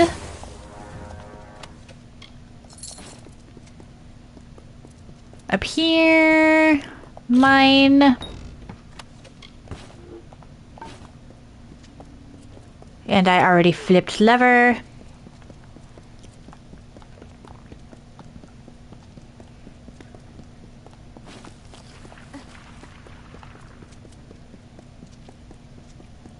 Da-da-da-da-da. I genuinely don't care.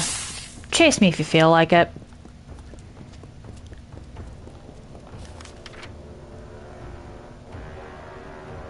Yeah, no, I really don't care. Or, guess I should. Or not. That works too. Now. I wonder if I can stealth meteor the Chaos Node. I have to know if I can stealth meteor the Chaos Node. Will the game let me do this? I'll need to set it up perfectly.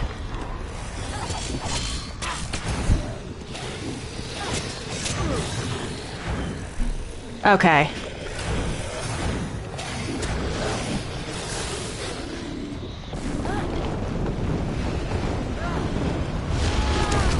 It let me stealth meteor the Chaos Node. So the Scar just going ham in the background, like, hey, wait a second.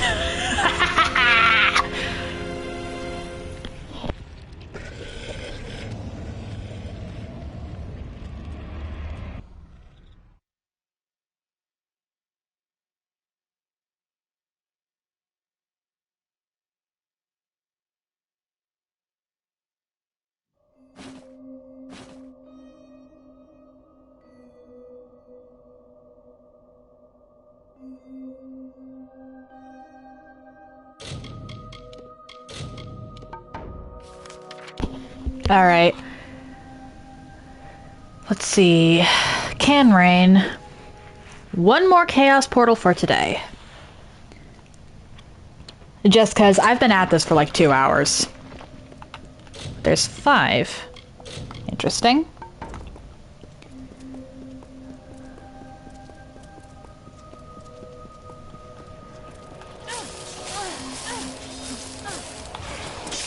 Oh dear.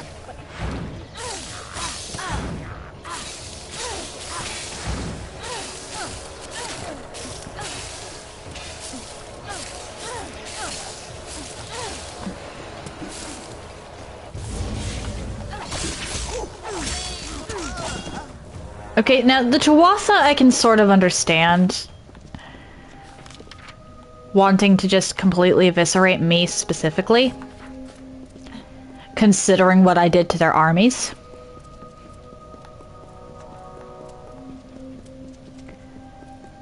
But they're like the only group.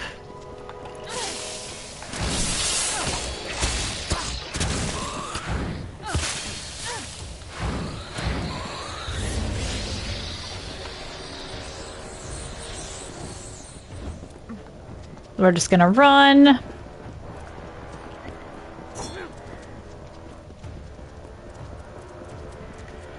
Oh boy.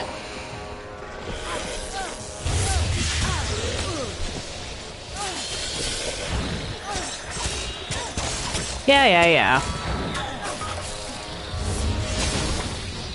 Bye-bye. And I actually messed up and didn't get one of the portals, so I'm gonna have to either fast travel or book it.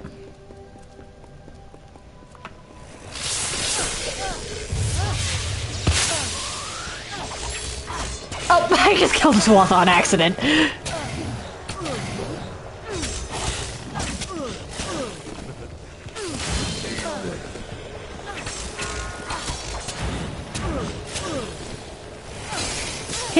Yeah. You can fuck right off. I am just trying to close this portal. There we go.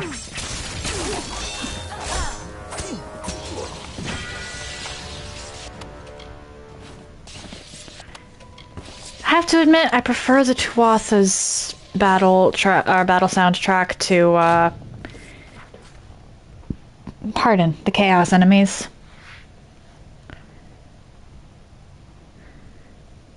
Wouldn't exactly call it easy on the ears, but you know what? I will actually stop and fight you.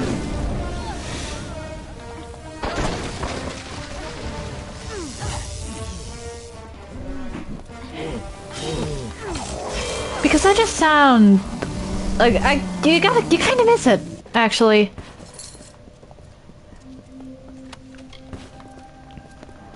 Or at least I do. Anyway.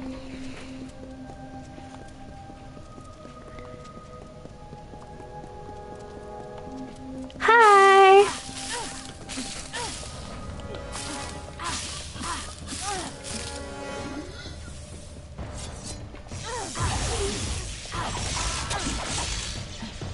Yeesh.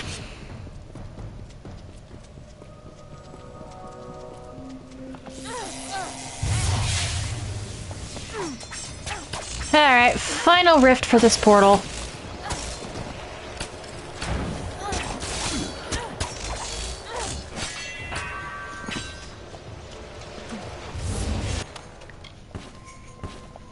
And Mike going off for a bit.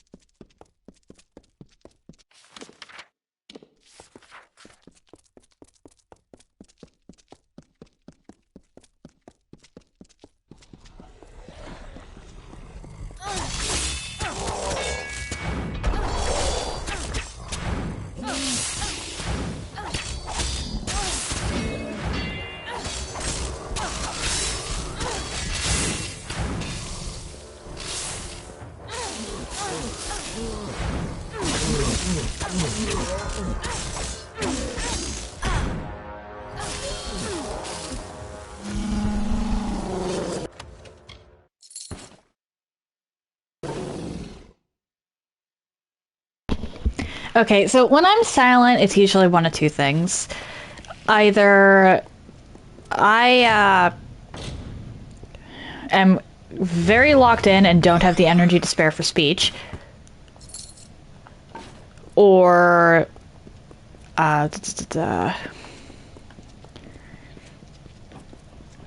someone walked in and I didn't know if they were... Well, someone walked in, because you never know when my family is going to start talking. Okay, I know for a fact that Fen is not actually barking. Oh, right. Oh, right, when Fen's barking. Yeah, true. I will turn off the mic for that. Though that's mostly because I need to focus on getting him to stop barking.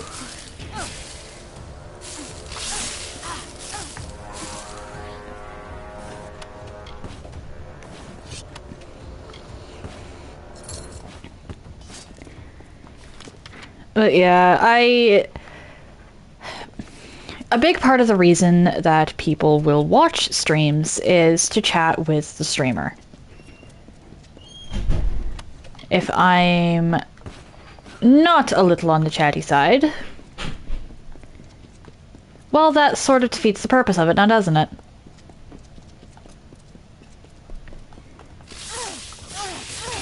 And if I'm really not feeling up to talking, I'll either play something where I have to lock in a lot, or I just won't stream that day. I'll just take a mental health day in that case.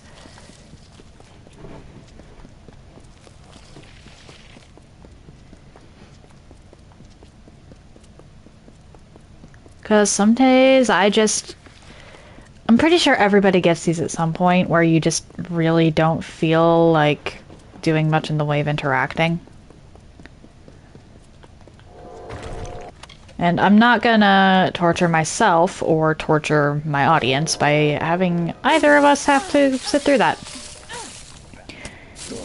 So if I'm in a situation where I really am not feeling talkative at all, then I just won't stream.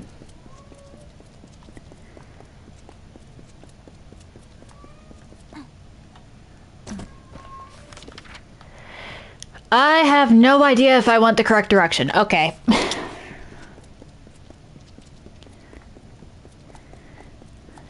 But, I can never really be sure when my family's gonna want to be quiet and when they're gonna be chatty themselves. Like, I'm not even joking when I say that sometimes they'll try to continue a conversation after I'm on the other side of the house.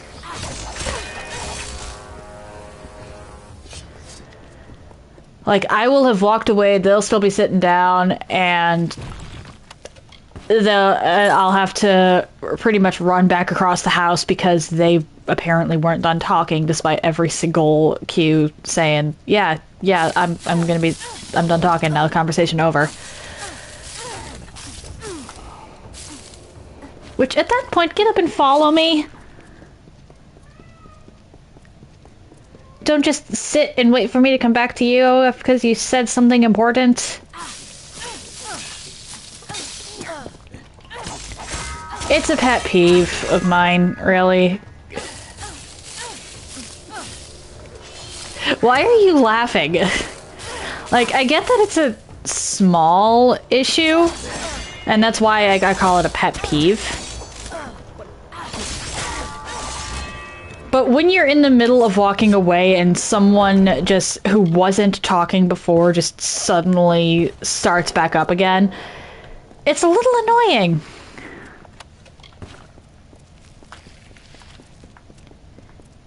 Especially when you're already not very good at determining when conversations are over to begin with.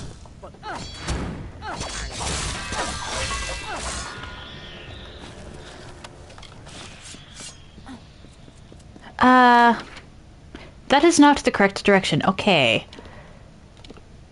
I explored this a lot more thoroughly than I intended to. And I might still have to go back there because that looks like a lever. Oh boy. I'm hoping that's not a lever.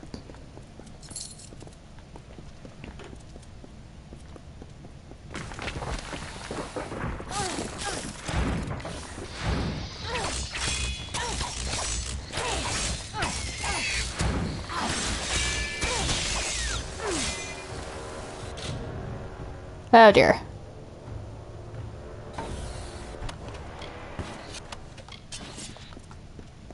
Okay, if it's a 2v5,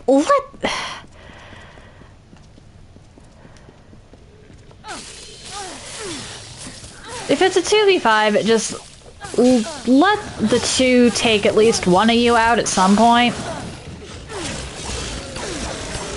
At that point, it's a pity thing, and it's deserved.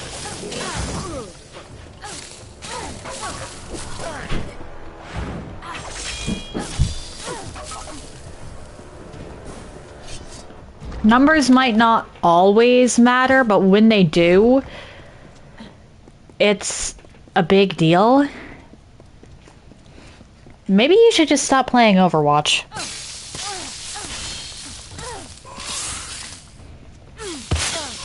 Ay. Or at least take a break, because, like, it sounds like you're having a rough go of it. Like, a rough enough go of it that, perhaps a break is in order.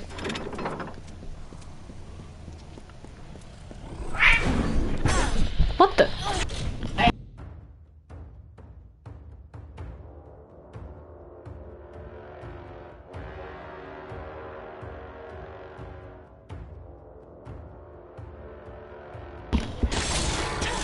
Alright, I think the cat's okay.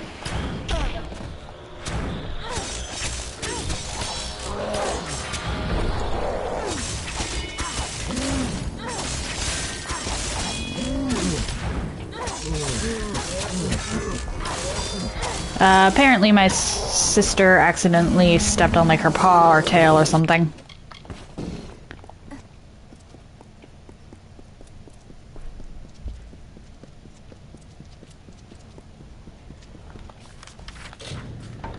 Yeah, we're just gonna...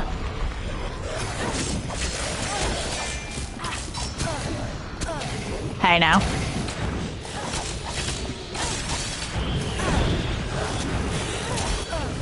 There we go. Yeah, you can just rush the chaos nodes.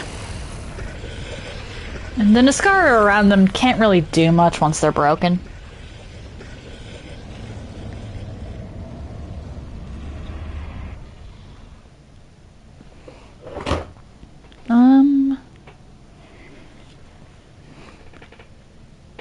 I'm gonna fast travel somewhere for the sake of... Ah, yes.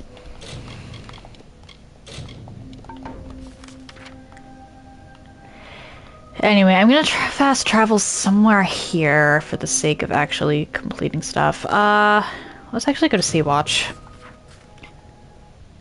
Just because Sea-Watch is just out of the way enough that I don't think I'm gonna get jumped as soon as I load in tomorrow. Or not. Okay. Guess we're taking out this rift.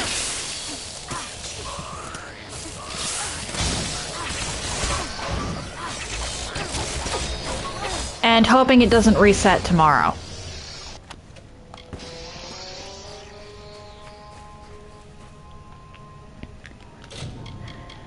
Alright.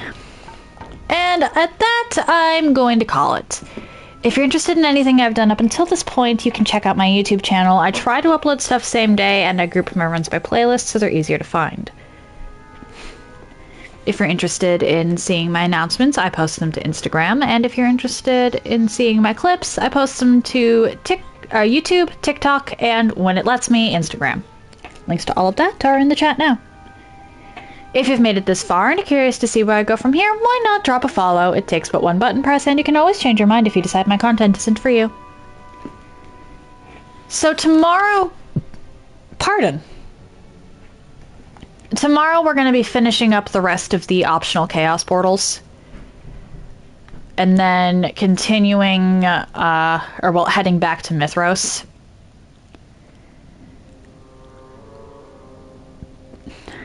Wednesday, it's back to Code Vein. I'll be heading through the Provisional Government outskirts and at least attempting one of the DLCs. Don't know how far I'm going to get in that, but we'll see. And Thursday and Friday, it's back to Hollow Knight Silksong. I will be doing more exploring, and if I stumble into anything main quest related, it is entirely on accident. Because I'm just trying to get side quests out of the way at this point. I don't know where I'm supposed to go for main quest, but I just want to do side quests. The last week of October is going to be Chalice Week. So this week and next week are going to be this week and next week are going to be normal stream schedule. And then the last week of October is Chalice Week, where I go through Bloodborne's Chalice dungeons and see if anybody wants to co-op with me, really. Anybody who wants to co-op for the Chalice dungeons is more than welcome to. I'm honestly not a big fan of them solo. However, I am keeping it password only so that people who want to are the only people that I wind up co-oping with. That's the general plan for the next couple weeks. One moment. Magnifico is playing Elden Ring, so let's go say hi to him. That said, happy time zones, everyone. And I hope you all have an excellent day.